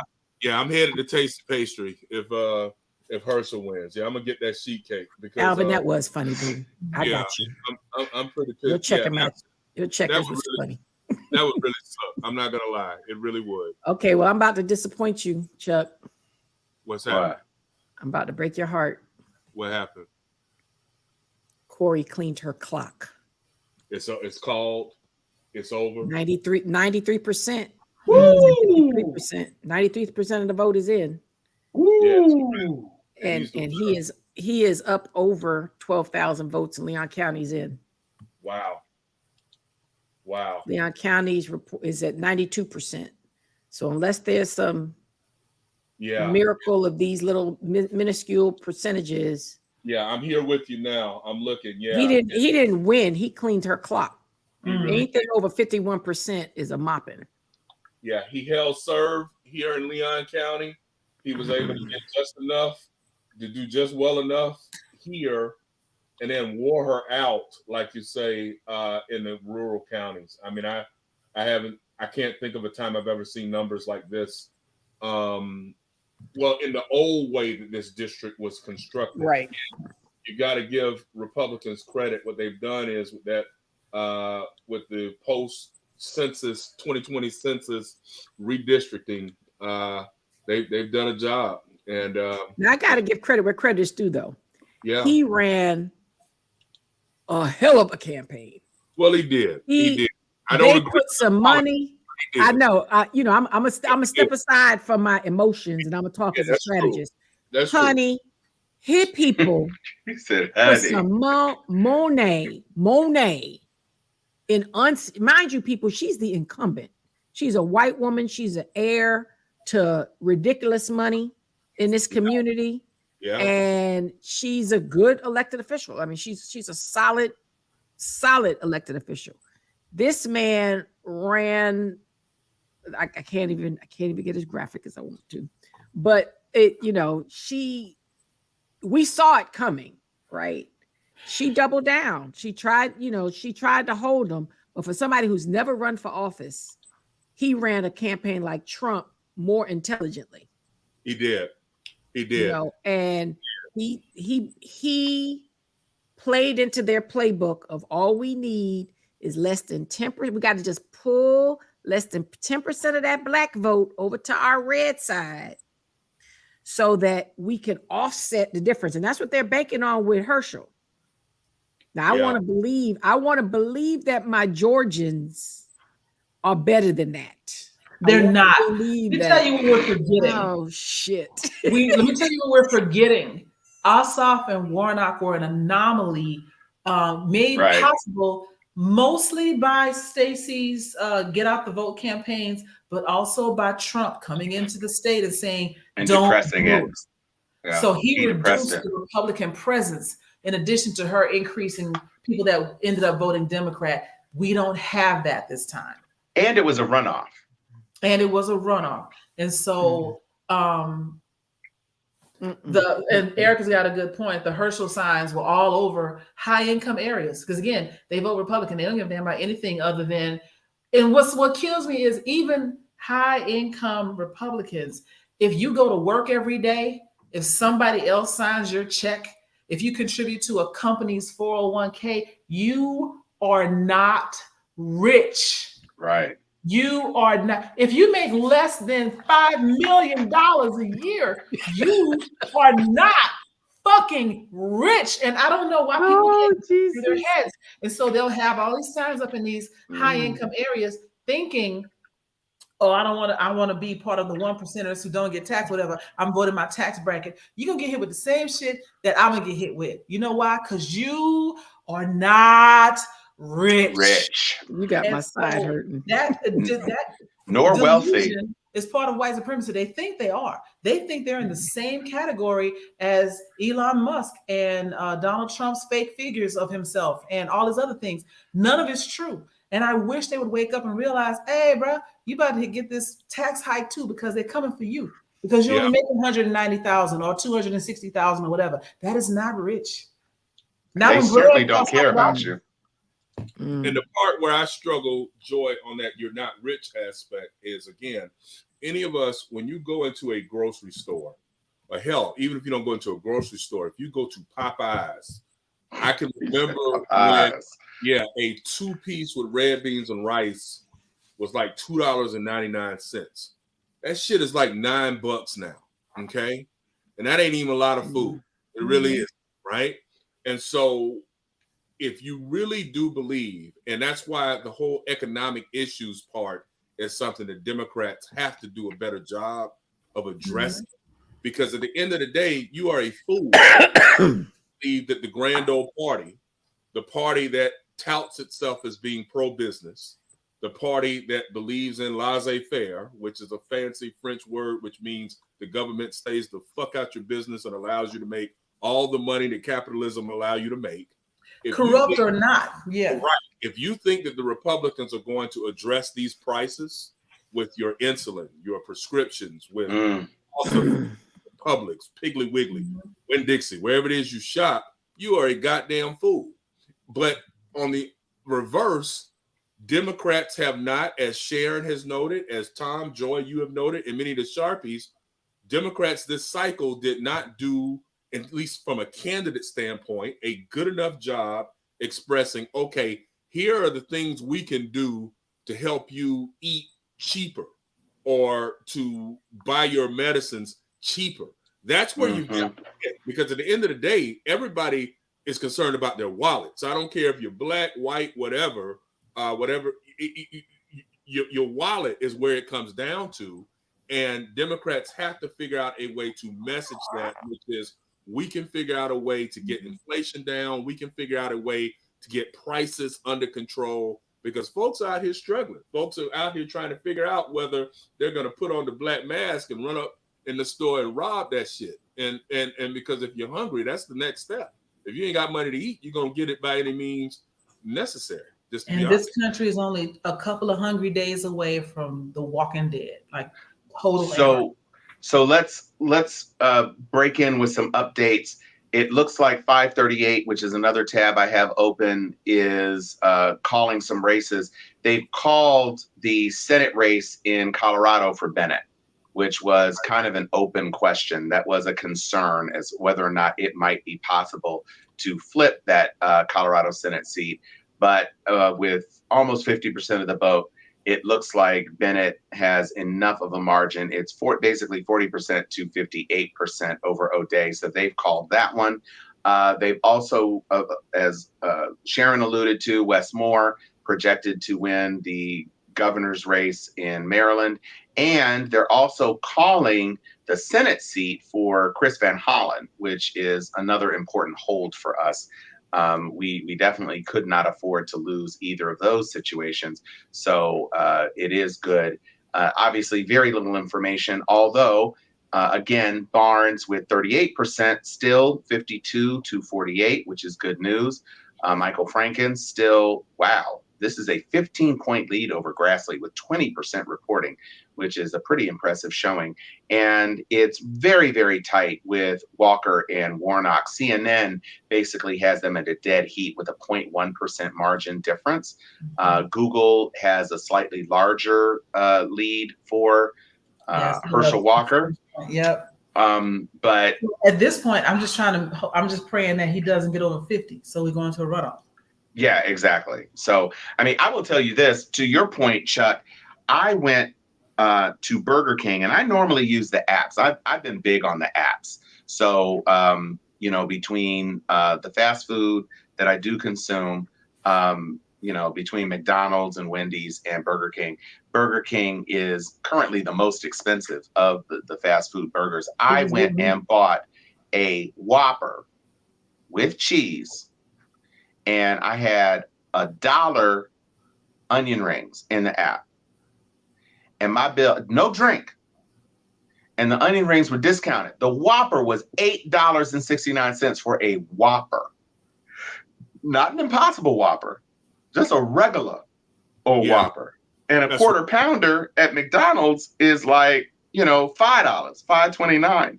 So the idea that a Whopper costs $8 is just crazy. $10.61. That's what it cost me to get a Whopper and some onion rings, and the onion rings were discounted. That's crazy. That's something that you got to feel. Now, on the other hand, I was at home for homecoming, and gas was like $3.39 in Florida. Mm-hmm. And I come back to California, and it's $5.59 for premium. That's crazy. So I'm gonna give y'all my conspiracy theory based on what's this called? Citra. Yes. Conspiracies brought to you by Citra. Yes. Here's what I think we're gonna have to get to. And a lot of this I blame on Generation X, on us, because our parents had to fight for it. They came up in segregation. They came up in the civil rights era, and they voted, etc.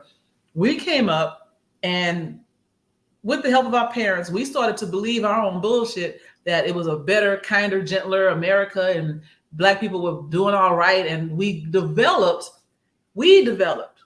the I got mine, you get yours mentality in the Black community. It was no longer everybody band together, civil rights had fixed everything, race. We believed racism was over. And we presented our children as such. And our children are now this Gen Z, potentially this Gen Alpha, right? We started this whole fuckery in the Black community of everything is fine. we have arrived, we have achieved. We have not. White folks have not changed. They haven't changed since they accidentally let us get free, by losing the Civil War. We started believing our own bullshit, and we started thinking everything was fine, and we got complacent, and we didn't necessarily instill in our children the same desire or the same importance of voting. We let them just run around playing lacrosse. No shout out, no problem with lacrosse, but playing sports and working on getting into college. And we started eschewing like trades and everything else. I mean, we went for the W.B. Du Bois versus the Booker T. Washington model. And we were like, it's all good. Everything is fine. We got Martin and Fresh Prince on TV. Everything is great. We believed it. And now we are learning that we were wrong. And we are learning that they never expected us to get as far. Obama, the first election was an old shit. They just elected a black man. The second one was, they elected him again. We're still seeing the retaliation from him being in office. And the same way we talk about, we got to get black people out to vote. We got to get even, other people of color, other minorities, marginalized communities out to vote. You've got the marginalized white man out here being told the same thing. They're running ads saying that the liberals and the Democrats hate white men. And they hate white people, and they're trying to replace them. Those are the ads that they're running, and they are sparking fear, and it's fucking working. Meanwhile, we're over here arguing about pronouns. Nothing against it, because I put pronouns in all my stuff, and I believe personally that it is important to accept everybody the way they are. But if that is your focus, if that and bodily autonomy and things are your focus, you're missing the fact that so many people are just hungry.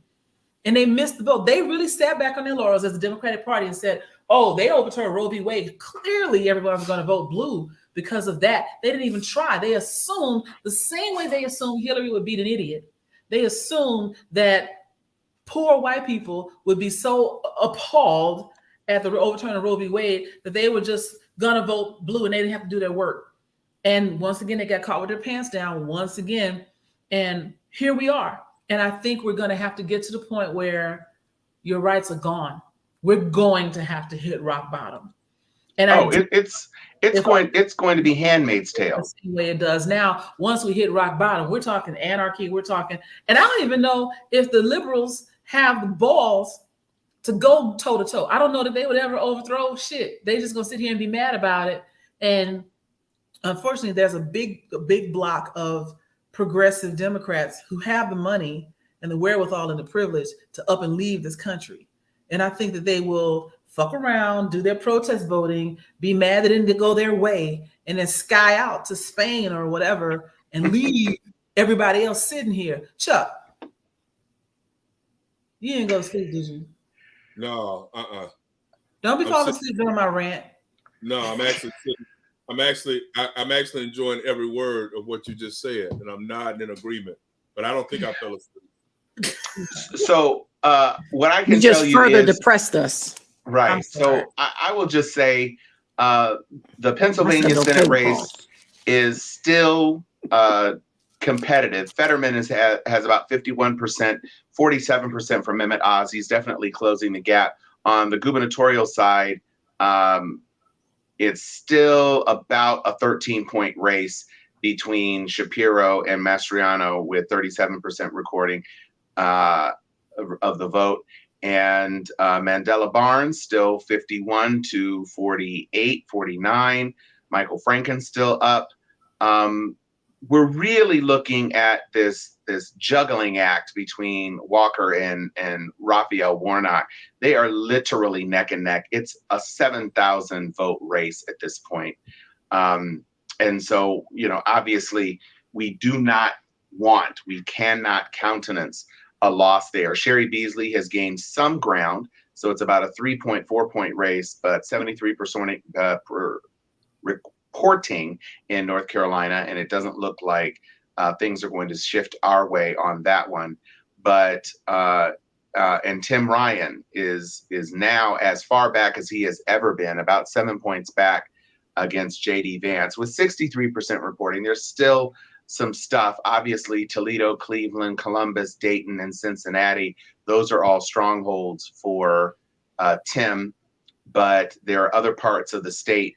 Some of the other counties that are adjacent to Pennsylvania are also blue as well, but there are also some shared borders. The shared borders with West Virginia are super duper red, except for one. So we're looking and seeing as this horse race goes back and forth on the Senate side, but the night is still young, and we are waiting.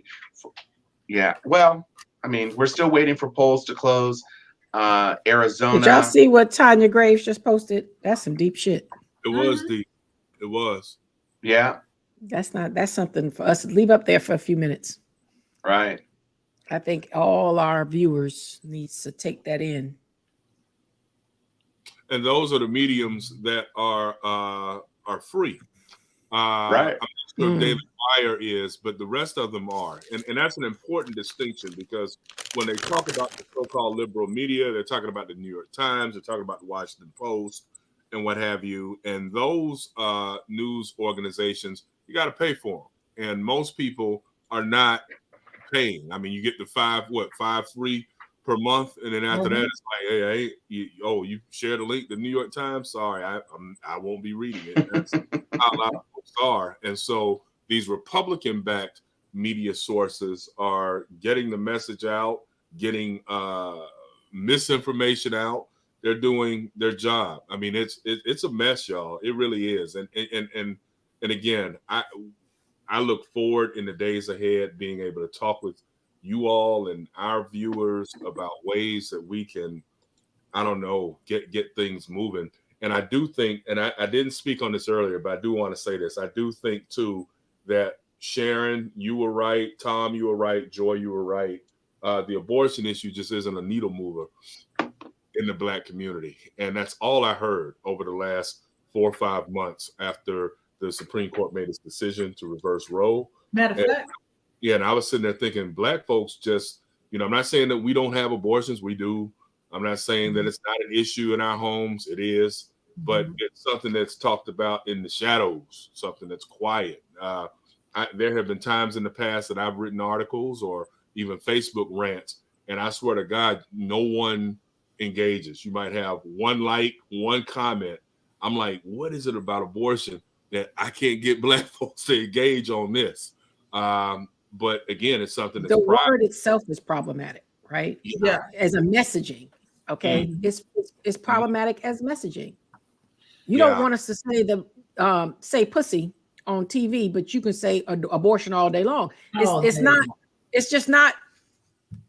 It's very non-strategic. I know people are like, why should we talk about strategy? I said, because first you got to learn what strategy means, so you can understand why I say it all the time. Yeah. Right. And that's part of the problem. Most people just don't understand what strategy. People are like, I've had people get indignant with me about you overuse that word. No, no. I wake up every day. If you have never played chess, then you don't understand strategy. The word strategy. If you have any orientation of the game chess, you will never try me about overusing the word strategy. Yeah. Right. And so you have to know your audience. But the overuse or to lead that on Black radio, I heard on Black radio repeatedly, abortion. You will get Black people to vote the other way simply because they feel like, abortion in Black community is always equated to mistake. Okay. There's no fight the power, freedom with your body. No, abortion equals mistake. Right. So if you're going to over message me that I need to vote for mistakes, that is just not a good argument for. It's not a way to win. I'll do you one better. Nobody here is saying that we're against abortion, right? We are saying it's non-strategic for that to be the messaging to Black folks.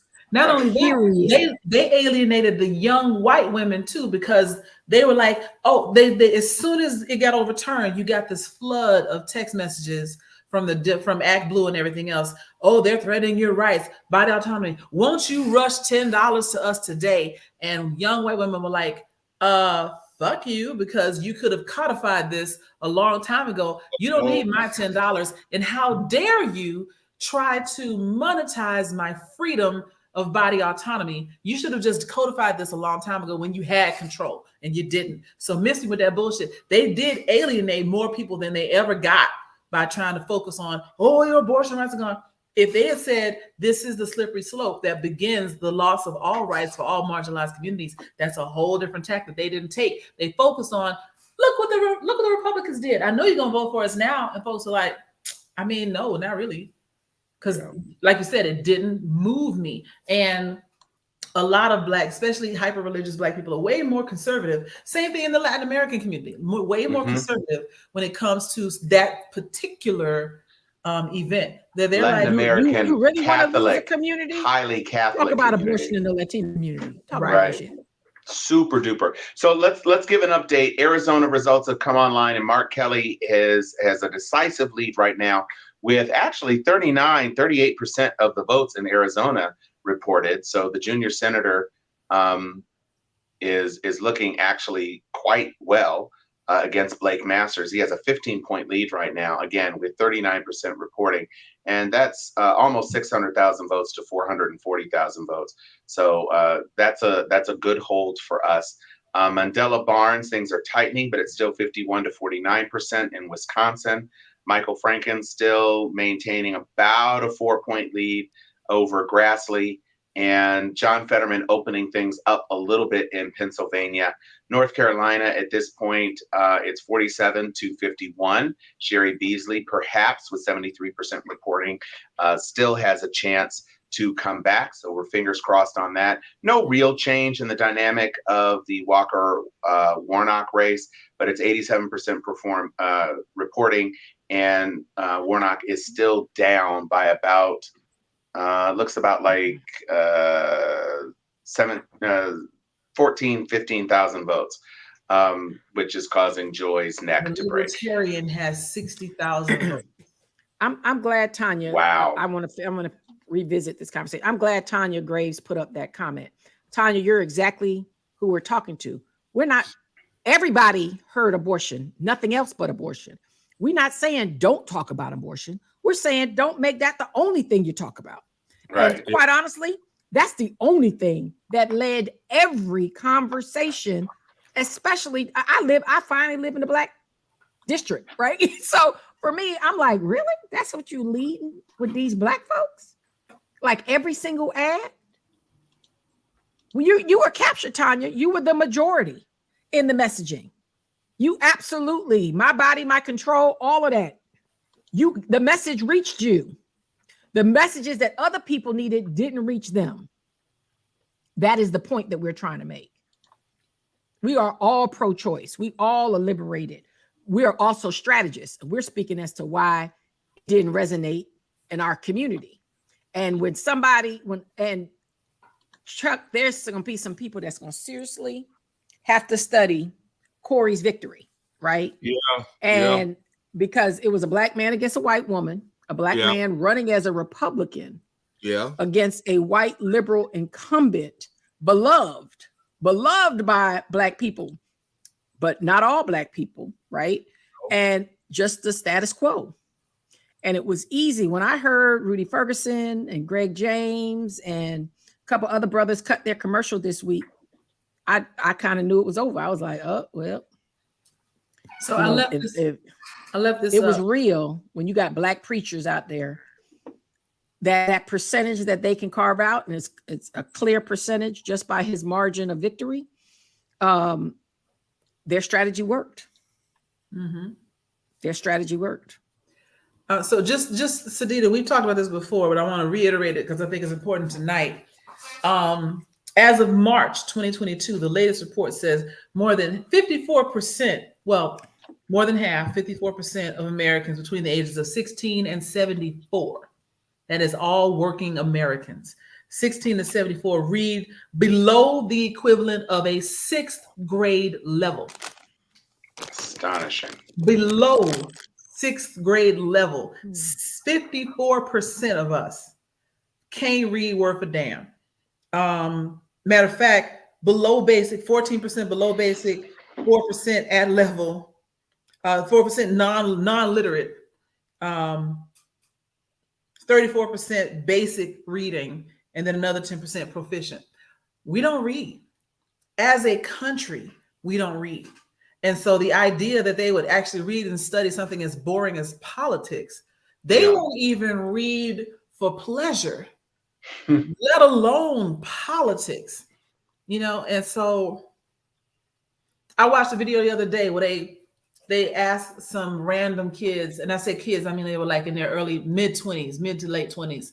They asked them questions from the United States citizenship test, like what are the freedoms that are guaranteed in the preamble to the Constitution, and what's the words that let you know we want to be self-governed, and how many amendments are there to the Constitution? They couldn't answer not a lick of them.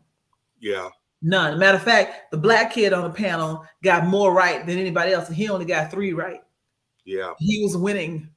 They are, it's not that they're stupid, like we might think, like they lack the ability. They've never been told or taught or socialized to think it was important to know these things. And that's what I talk about when I go back to Gen X, who is pushing 50 to 55 right now. We were just like, we're going to make up the world great for our kids and everything's going to be great. I'm going to give them everything I never had. And what we didn't give them was a sense of urgency around their civic duty. We didn't make sure that they were getting this in school. We were just focused on getting them into some private school so they can go to college, now realizing that we were disenfranchising that talented 10th we were trying to be. And so now, and let alone everybody else that was working class anyway, they've never been able to focus on that. Think about Martin Luther King, W.B. Du Bois, Angela Davis, who else? James Baldwin, etc. Highly educated, able to invigorate the masses. We lost generations of people who should have been the highly educated leaders. Every now and then you got a voice that comes forward during a crisis, but we don't have the people that are saying, here's why it's important to vote, other than Stacey Abrams, who That's fair criticism. Unfortunately, she can't do it for the whole country, Nope. That's a fair criticism.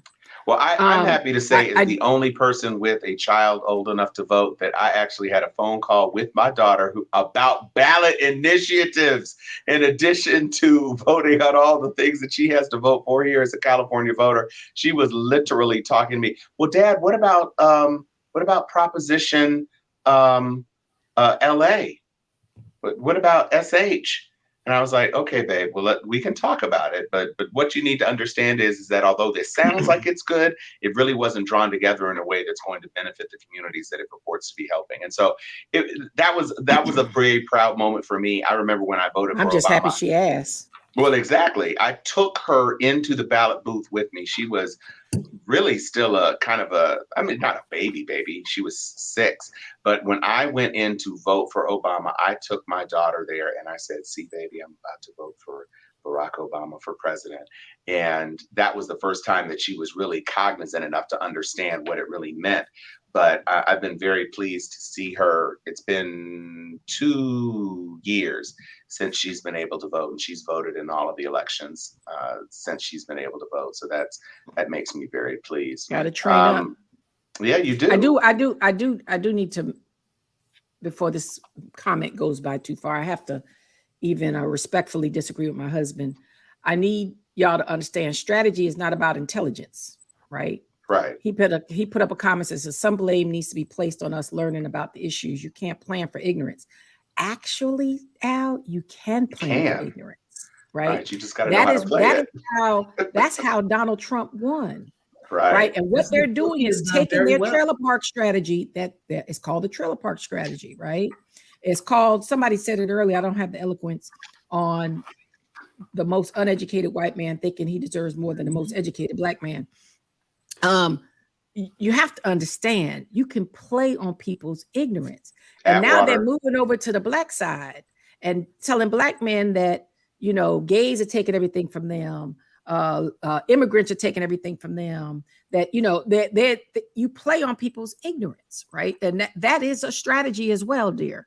Right. So it ain't nothing about the issues, people. I really hate to break it to you. That's why I also say with abortion, that's an issue, right? Talk to the people that need to hear it, to mobilize them. People don't just go to the ballot about issues. It's about how people make you feel. Feel. It's about how Mhm. people make you believe in what you're selling, right? It's a sales pitch, but targeting and mobilization where people feel the energy that you give them, which is why, of all people, Ron DeSantis has resonated. I mean, Charlie Crist was like a corpse. Yeah. The only Right. time he showed up An was inauthentic the corpse. debate. He was the Right. man in the debate. We were like, where's that person on the trail? Right. I honestly didn't.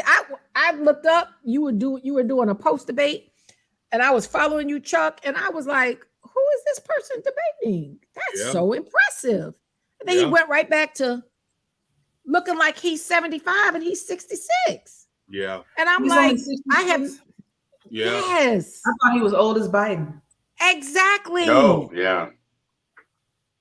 So I just- mean, he was the most inauthentic candidate they put up in a while. And he's So- somebody that used to connect heavily with Black folks. Easily. I took a picture We- with Charlie Crist and put it on my Facebook page. I thought he was cool back in 2000s or whenever he was. He was. Carla, I want to talk about this comment. The problem with the Dems is so damn educated and over talking regular folk. Let's remember that when Barack Obama first ran for the Senate, he did not make it because he did exactly that. He was Right. way too esoteric Mhm. and uppity. Way too in his- Harvard in his Law discussion. Review. Way too Harvard Law Review. And it wasn't until he started being more, let's say, rustic, a little more real, that people started to pay attention to him. And so he figured out the magic, the secret sauce. But we've lost that. We're right back where we started. So look, everybody, it is what it is. I don't know how this election is going to turn out, but I do know that all of y'all need to be prepared to get the hell on up out of here if you can. Find your family, start a garden somewhere, because Hide your kids, hide your wife. I was so ready for somebody to say that. So Oh my God. I need to give an update now. Grassley has actually, with 36% reporting, Grassley has finally gotten on the top of the leaderboard against Franken. It's been more than an hour since that's been true. It's still a it's a 2% race. And with more than 65% of the vote out, it is still definitely possible to turn. Not so dissimilar from Sherry Beasley, who's 4% behind with 75% reporting. It's still the same toss-up it's ever been with Georgia since over the last hour. But with Iowa slipping and Pennsylvania becoming, Pennsylvania stabilized a bit, 51.2 to 46.5, still a 5-point race. And 5 points is a lot for Oz to overcome. But it does look pretty good in Pennsylvania. And I would say the Mark Kelly hold is an important and impressive hold for us. Arizona being a state where we weren't at all sure that we were going to be able to do that. But, there's still a lot of vote out in Arizona. They're at 39% reporting. Now 70% in Georgia. What do we think? And I don't know how much longer we're going to go on tonight. We're certainly doing a yeoman's job, and Chuck's eyelids are certainly getting a lot of massaging from his eyeballs. But what do we think ultimately, if we had to prognosticate, what do we think the Senate is going to look like? Are we going to still be at 50-50 at the end of the night with Kamala being the deciding vote? Do we think the Dems can actually pick up a seat and give us a little teensy weensy breathing room? Or do we think the GOP is going to be able to pull it off? Let's go in clock order. So Sharon, what are your feelings right now, since we've been talking about feelings? My idealism says 52-48. My Okay. realism says 51-49 Dems. Okay, so we just got something from Bob Breeden. This is very good news that Lauren Boebert is losing right now in her district, which is not something I actually expected. I'm thrilled to hear it. I did not expect it. And so that's actually some pretty good news if she loses her seat. Marjorie Taylor Greene obviously is going to retain her seat, but any loss on the GOP side helps to shore On the up crazy side. Well, the crazy GOP side, but I mean, crazy or not, any loss in the House for the GOP is good news for us, because obviously we were teetering on a knife's edge anyway with the House, and the House was far more likely to flip to Republican control than not. So that is actually very good news. I wonder, Joy, she stepped off camera briefly, but we were talking about the Libertarian who has 60,000 votes. My feeling, 64,000 votes. I'd like to hear your feedback on this, Joy. Looking at this cat, my feeling is that he's siphoning votes from Walker. And he is a white choice for Republicans who couldn't countenance the idea of voting for Walker. What do you think about that? You might be right. And that just speaks to the unprecedented amount of fuckery here in Georgia, in that with his siphoning off 60,000 plus votes, Herschel is still in this thing. Right. And winning at the moment by about 30,000 votes. Yes. Look, well, 25, I see. I have accepted the fact that a lump of Play-Doh might represent me in the Senate. I'm going to take every opportunity I have to troll the shit out of him and his people if he wins and pulls this thing out. Because again, remember, like I said before, Warnock and Ossoff was a fluke. It was a fluke of Stacey pulling in stuff and Trump pulling stuff away. Trump has now come out to support Warren Herschel, and so he's getting that bump, and we're seeing the effects of that. And so, if that is a sad idea, that if, actually now I'm glad he's in the race. If Chase Oliver were not here to siphon off votes from the Republican Party, it might put Herschel over 50%. Which means he wouldn't even get a runoff. Oh, Jesus. He would have win hands fucking down, and that is crazy. Yeah, it's under a point, which is good news. So help me with the runoff. All of Stacey's staff got to roll up in the Warnock's campaign. Oh yeah, all her everybody. Team. But okay, she's so gonna have to take over as the chairman of his campaign. If Herschel gets 50% exactly, is that a runoff or no? Does he have to get 50.1 for it to be considered? Well, I think if he gets exactly 50%, there's going to be a trigger, a recount anyway, and you'd have to see after the results of the recount. I don't see That's actually any a good scenario. question, Joy. Yeah, I don't think if it's that close. Because it can't be exactly 50%. For 50%, it's a tie. So it's got to go to a runoff if it's an absolute tie. But I think if it's 50.01 to 49.9, you're going to be at an automatic recount. And then, I mean, can we talk about Texas just for a second? Yeah, Beto is the most disappointing white candidate I think I have seen in a long ass time. And I say that because they have given him all the chances in the world. And, that whole Beto thing, and then it was like, oh, was that inauthentic? He was a little too sleepy. Where is the John Dean kind of candidate who had energy and fire and kind of like that spark, that maverick kind of spirit that drove our former senator from Arizona? Where are the firebrands? Where are these people? I see the squad. The squad is pretty fiery. Where are the white guys who can take it to these other candidates? Beto is just too soft for Texas.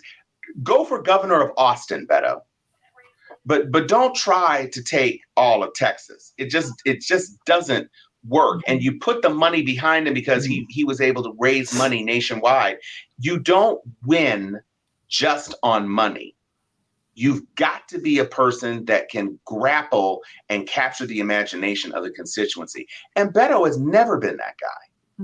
It's just never. O'Rourke. That you sound like you should be running in Massachusetts, bruh.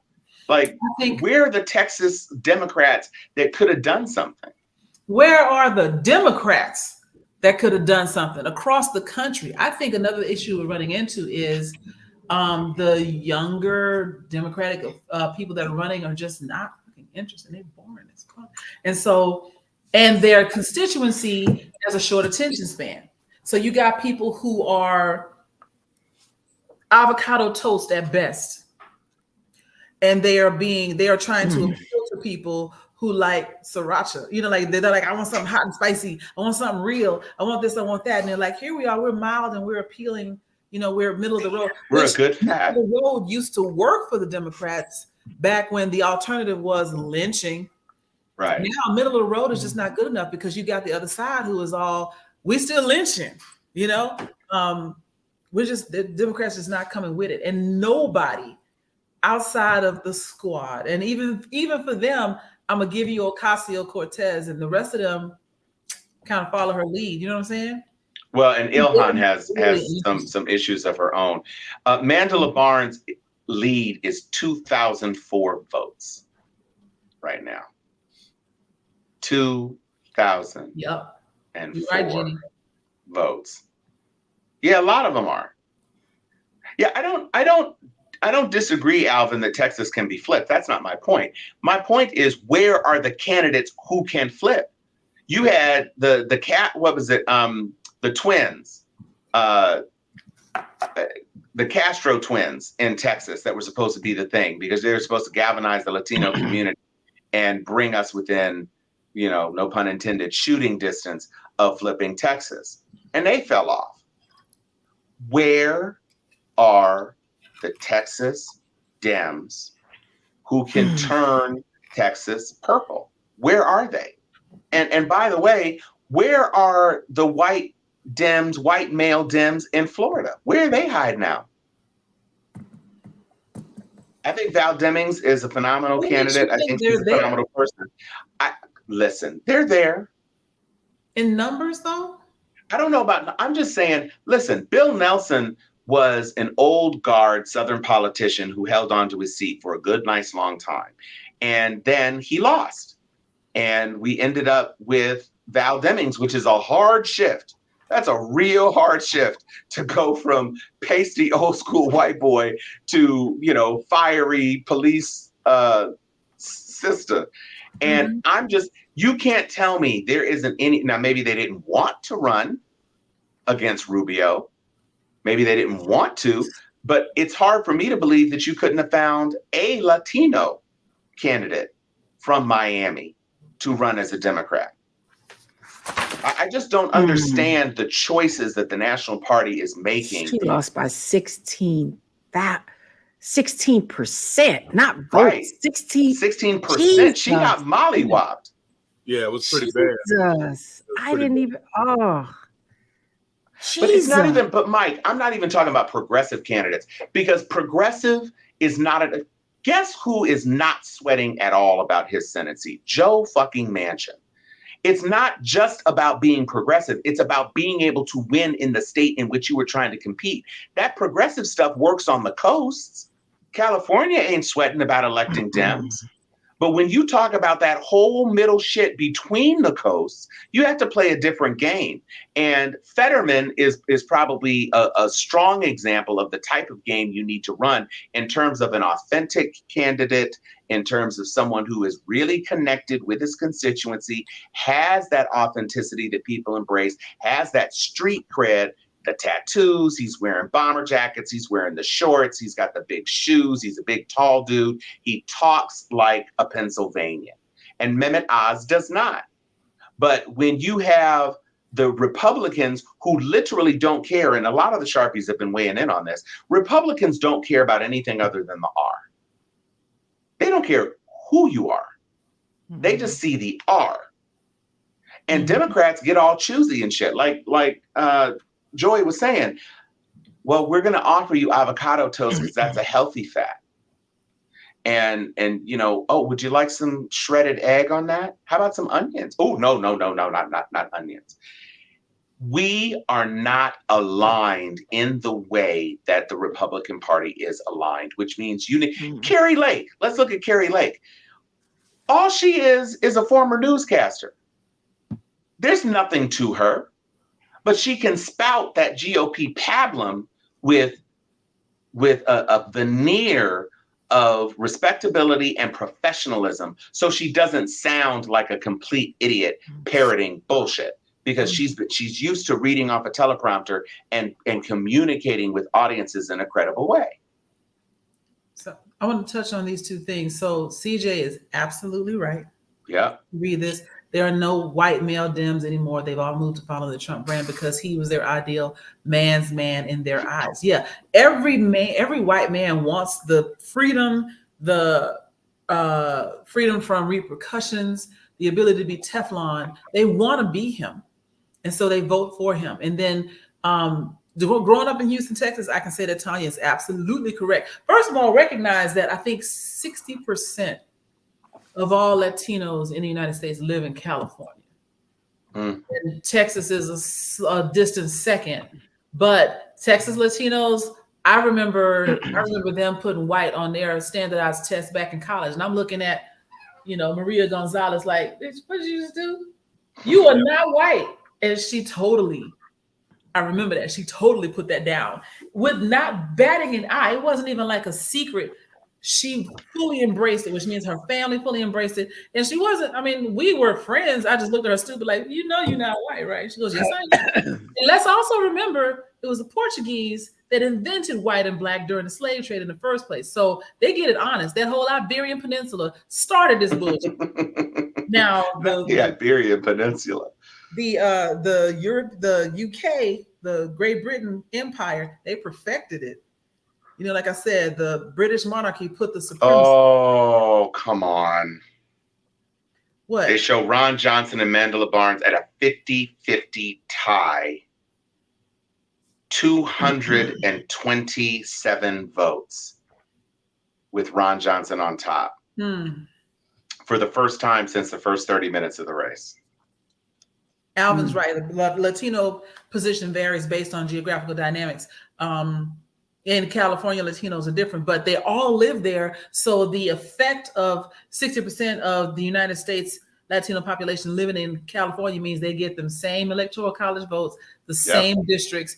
It doesn't matter how deeply blue you are, you're not affecting the rest of the country. And Miami or Florida as a whole has a very different dynamic when it comes to their Latin American population.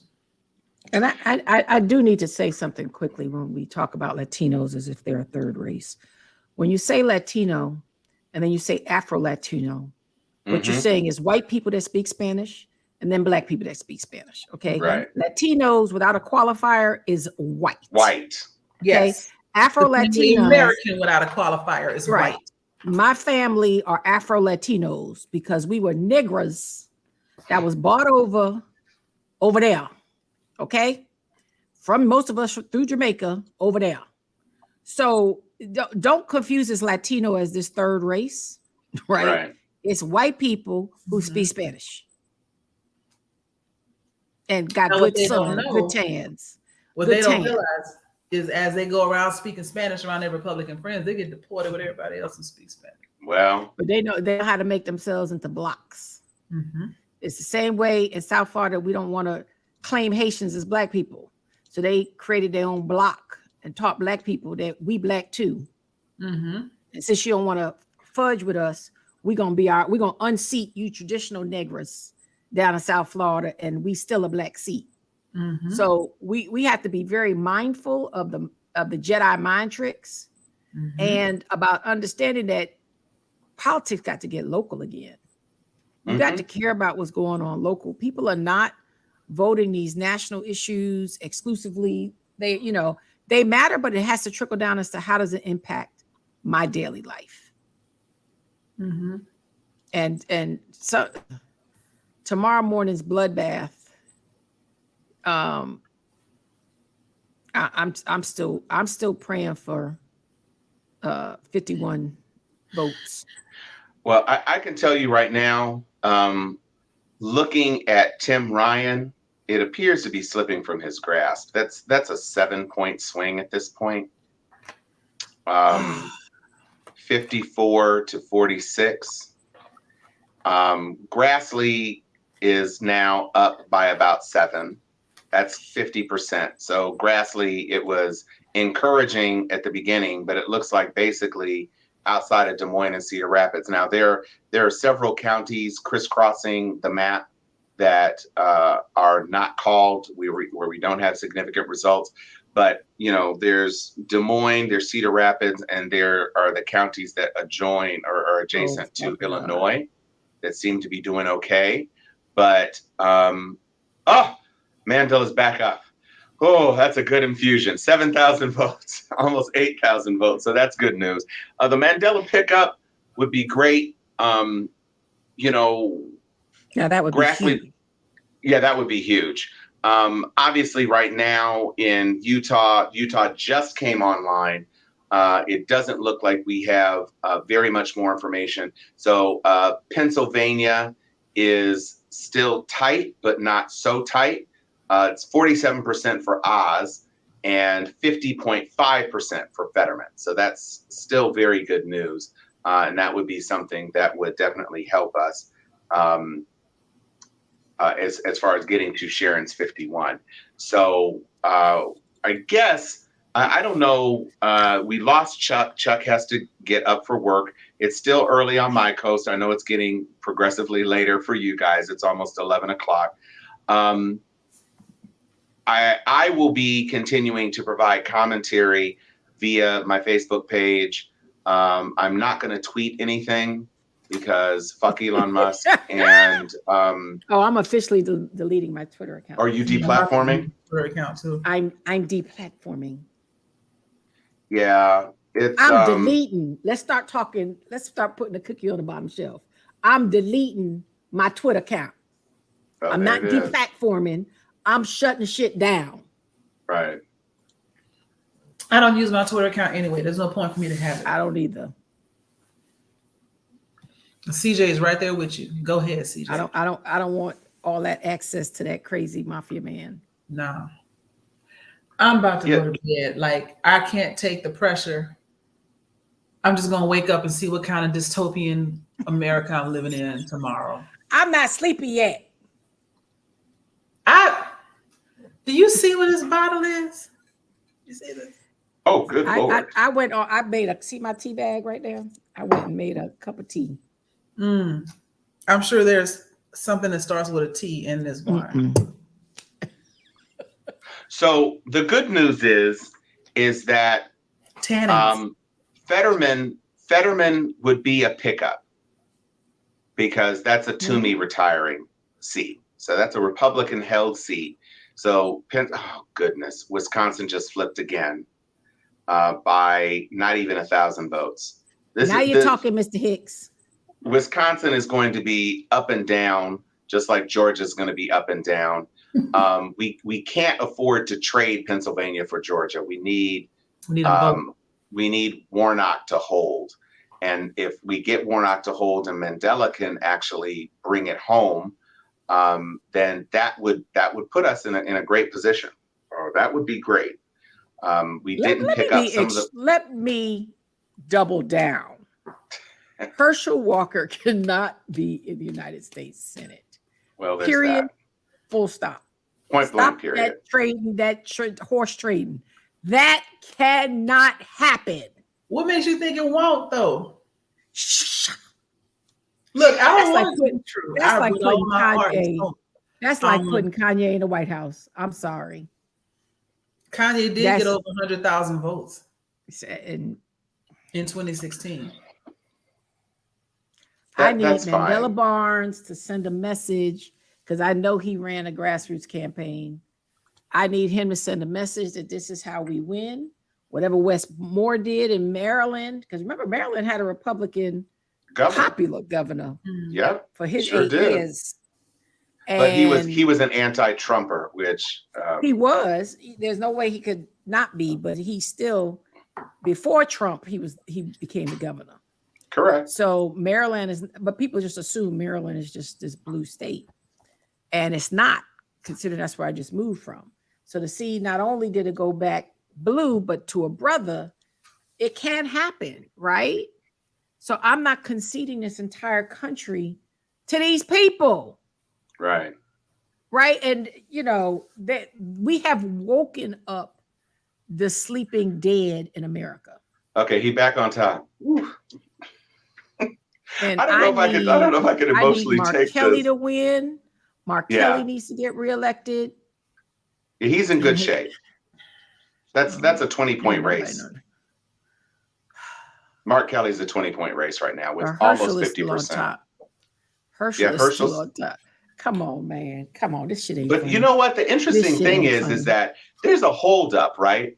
Because the Herschel percentages have not changed in probably close to 20 minutes. It's still at 72% reporting. So it really kind of depends on where this last little bit of reporting is coming. Because Savannah, Macon, Augusta, Athens, Atlanta, all of the highly populated centers, even some of the border counties that are close to Alabama, nothing close to Tallahassee, nothing close to North Florida, but the population centers, of course. And you imagine there are a lot more ballots that need to be counted. And let's remember, there's still absentee ballots, there's still mail-in ballots that are going to be counted. So, and they tend to skew Democrat. They do tend to skew Democratic. And of course, let's remember too, Sharon and I were deeply engaged in the 2020 election, and we all went to bed and had no idea who was going to win. There were lots of people who were very concerned that Biden hadn't done this, and look at what the numbers are, and what are we going to wake up to, and are we going to have to move? It took them 5 days to call that. And we're going to hit a runoff in Georgia. I rode with him though. Yeah. No, absolutely. Yeah, I'm fine. Ride with Warnock. I'm fine with the runoff. 500 votes, Mandela back on top. I honestly cannot sit and watch Wisconsin flip back and forth like this. Come on, Come on, You gotta win, bro. That would be huge. That would be huge. Very important here. Cobb County absentee ballots have until 11/14. Oh, that's right. Clusterfuck. So Cobb County is about 50-50 black, white, but it is generally it's a Democratic county. It's a Democratic county. If you look at Cobb County percentages in and this is on the CNN side, Cobb County is a big county for Warnock. Yeah. So let's just hope that they come in with a whole percentage point. And yes, Lord Jesus, please, God, I'm beseeching you. I'm coming to you, the heathen that I am, haven't been to church in years. I'm begging you, Lord, please, on camera, please let Raphael Warnock win the Senate race. I am praying out loud for this. I'm not even joking. I'm dead serious. Yeah, we definitely need that for sure. Alvin, what the hell is going on with you, son? Oof.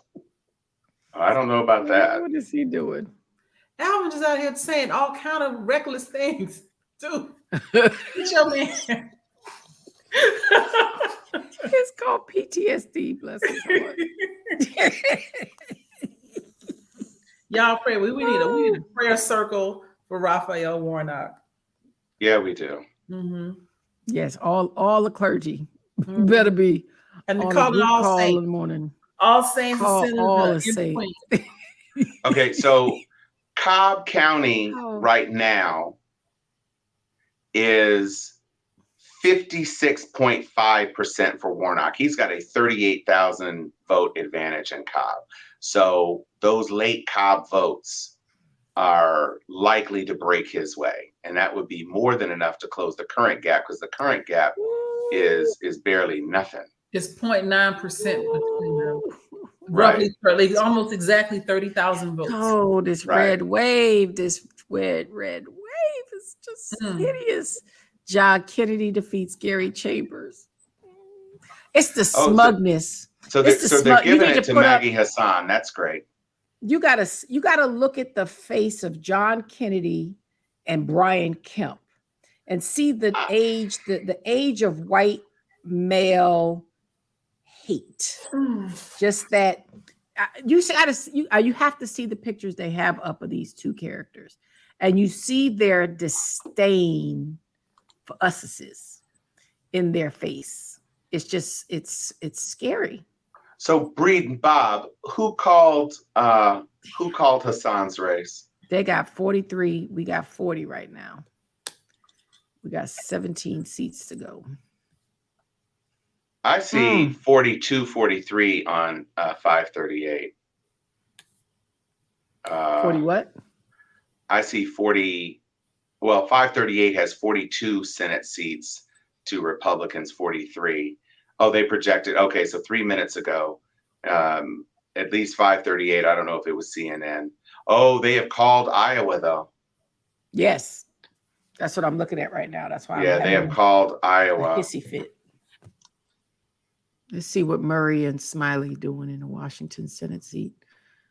Oh, Murray looks a little aged.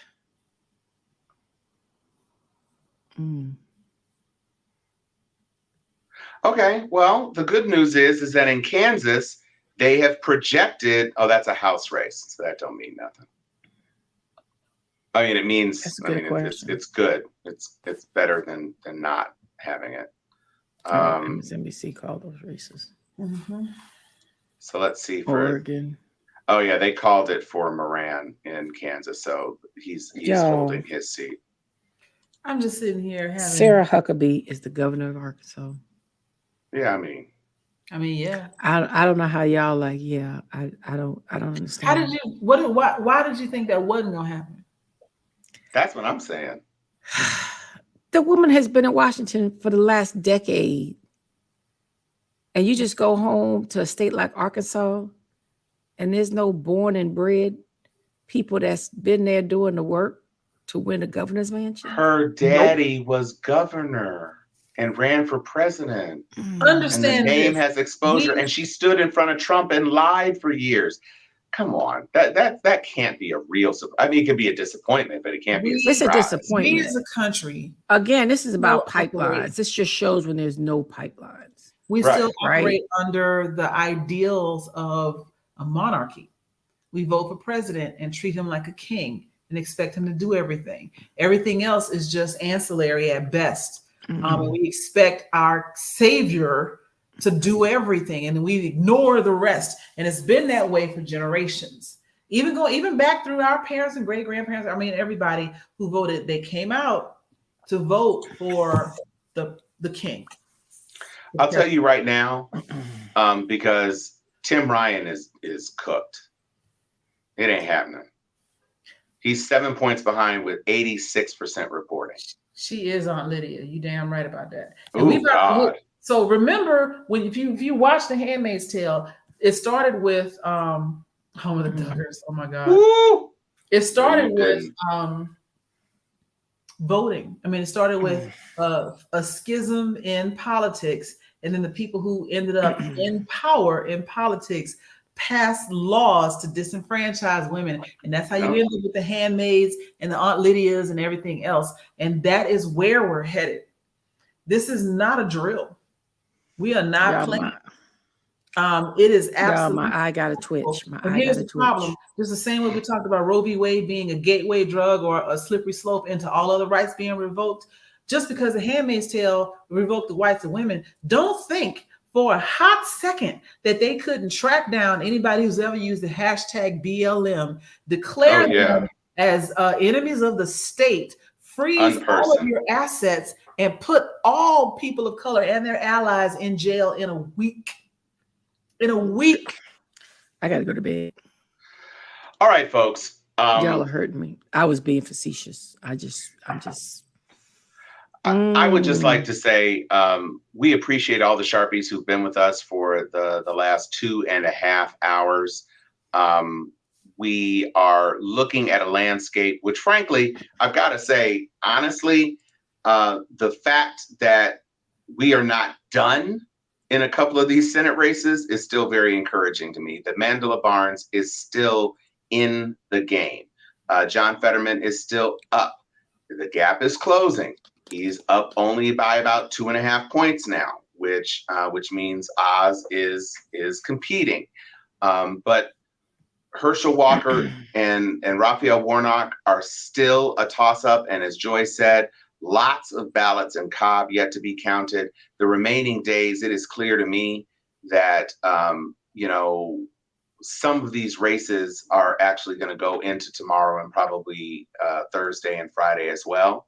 So we will continue as always. We will give you the sort of trenchant analysis that has been the hallmark of what we do here on Steel Sharpens Steel.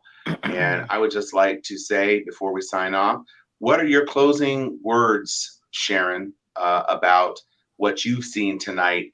And are you still on your 52 or 51 Democratic Senate train? I have to be, right? Did anybody watch The Good Fight? Yes. The grand finale is this week. Oh, I need to be up on the. You got to catch up. Season. You got to catch. They have this segment that I will do a spoiler called "Burn the Shit Down," and when I say, Al is asking, what is wrong? Al, remember you got to take our son to school in the morning, so I hope you're not over there twisted, right? So I'm like, this is not. When Obama got shellacked, I can't remember the term he used, but this is not that season, right? No. We got a lot of crazies out, but there's a lot of crazies that got in, right? And we really need to be looking at who won these Secretary of State offices, right? Because election overturn, mission overturn is in full effect, right? And if enough of these yahoos are in position and Donald Trump declares next week. Oh, if JD Vance wins. The prime minister already called resign in 6 weeks. Did the prime minister resign in 6 weeks over there across the water? Oh, I didn't think it was that long. I thought it was only 3 weeks. That's my point. Like, that is not sustainable in America. Right. That kind of foolishness, we think we're the only trick pony in town. We're not. Right. And Raphael's gaining. We still don't have Civil War II. Right. Formally. Raphael's only 0.4 points behind. Thank you, CJ. It was 6 weeks. I know I had a little bit on my brain the right way. But we have to understand. Al, I could talk about the Underground Railroad, right? We need to go evoke some Harriet and understand that this is not a safe outcome for us. This is not, Herschel Walker reminds me of Django, right? This is not funny, right? This is very concerning. And not just for Black folks, for civility, for humanity. And you laugh, but we're gonna need Trump, not us. I'm just talking, I'm just ranting. There is no sign off. I will not be going to sleep. I will stay up. Anybody's on Messenger and you just want to rant, you can message me on Facebook Messenger. But I remember this moment when the escalator man, this is starting to feel like that night. This is starting to feel like that night. We need to remember that during the Civil War, you had an entire 50% of the then United States that said, we hate Black people enough to die on that hill. And you had the other 50% conscripted into fighting. They didn't really want to fight to save us. They got conscripted because they were too poor to pay the $100 to get out of being drafted into the army for the Civil War. Oh, Father God. So this idea that there is some subset of white America that is so bonded to us as allies that they will die on our hill is a farce. That is not there. It never has been. And so we find ourselves here now. They are absolutely willing, if it means an incremental improvement in their own personal lives, or just so they can feel better about it, they will allow us to be lynched in the streets because we've never done anything to most of them. Now, I have some friends that I think are full-on allies that wouldn't let that happen. Howsomever, it ain't enough of them. I got way more friends. Friends. I call them friends. And I know that if the shit hit the fan tomorrow, they would cry over my death. And that would be it. They wouldn't actually try to save me.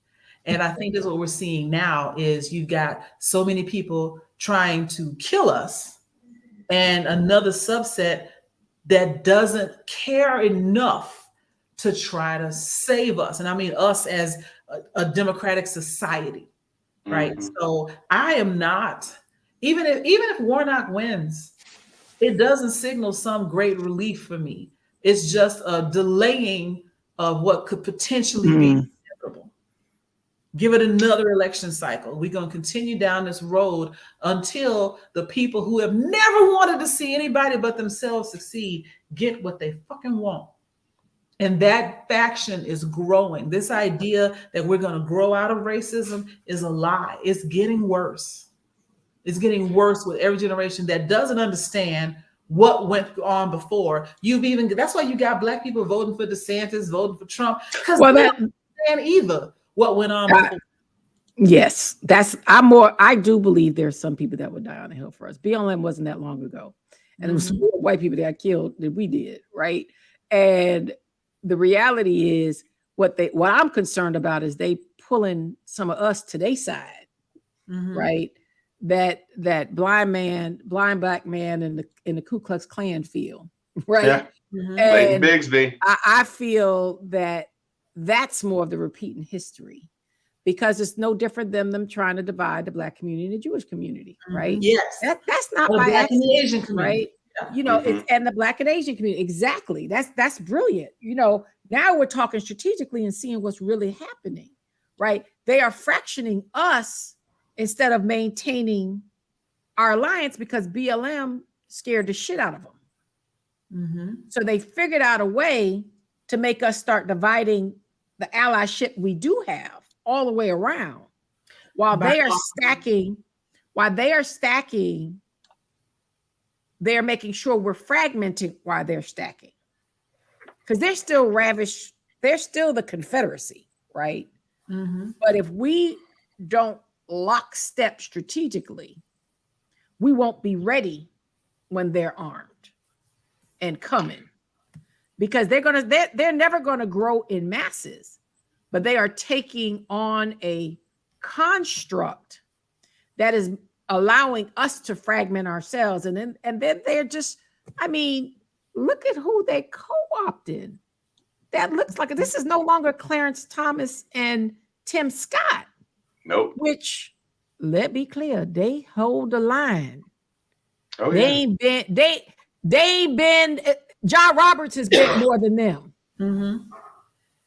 Oh, yeah. It's us we need to be looking at and be very concerned who is unbendable. Clarence Thomas will go to his grave unbendable. Oh, yeah. I'm convinced of that. I stopped praying for that enlightenment moment. It's not happening. There's no enlightenment. It's just more darkness. CJ had a point about, can we stop talking about going overseas?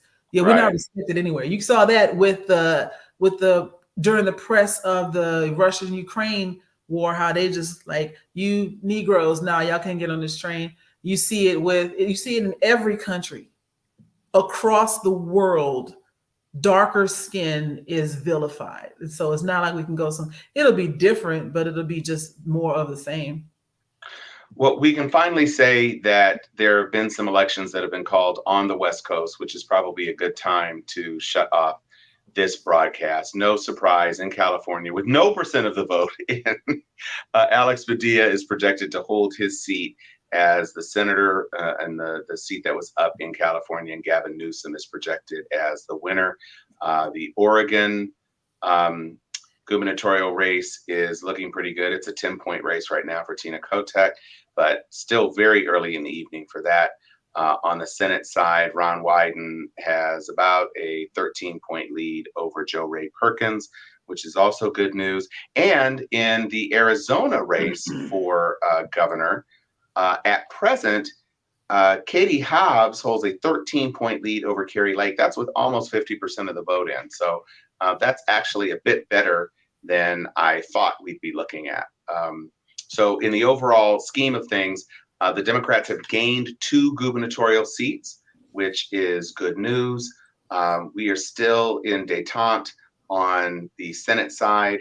Again, Raphael, an interesting development. Herschel Walker has fallen below 50%, and there's only 0.6 points between he and Raphael Warnock now. So a gap of about 18,000 votes. And so Wisconsin is a little bit tougher for us. Fucking Oliver has 70,000 votes. But again, I don't believe Chase Oliver is pulling from Warnock. Okay. I can't believe it. Looking at him, I can't believe it. A libertarian white guy is not pulling from Warnock. That's a person who's pulling from Herschel Walker, because there are enough racists in Georgia to not accept Herschel Walker. I think that's a protest vote. Idaho, super surprised, Mike Crapo, or Mike Crapo, depending on how charitable you want to be, is projected to hold his Senate seat. In Washington, in the Senate seat, it looks like at present only 1% voting, very, very few people voting. Patty Murray right now is behind, but that's with 5,000 votes counted so far. Not at all the end of the road for her. So if we are ready to call it an evening, is that where we are, my co-host? It's past 11. It's okay to shut off. All right. So I will say we look forward to following up with some posts tomorrow, Alvin Hicks. Nobody's committing to a whole new show, but depending on how excited we are, if we do actually gain Sharon's 2 seats, I'd be happy to come on for a brief little snippet. But with that, I will say thank you, Sharpies, for being with us this evening. I'm Tom Cunningham. I'm Sharon Letman Hicks. I am going to be moving to an undisclosed location until further notice. And my name is TBD. I can't go nowhere till I get my passport back. Yeah, I got mine, though. Thank you, everyone. Thank you for being with us. And thank you, as always, for being the best audience in podcasting. Good night.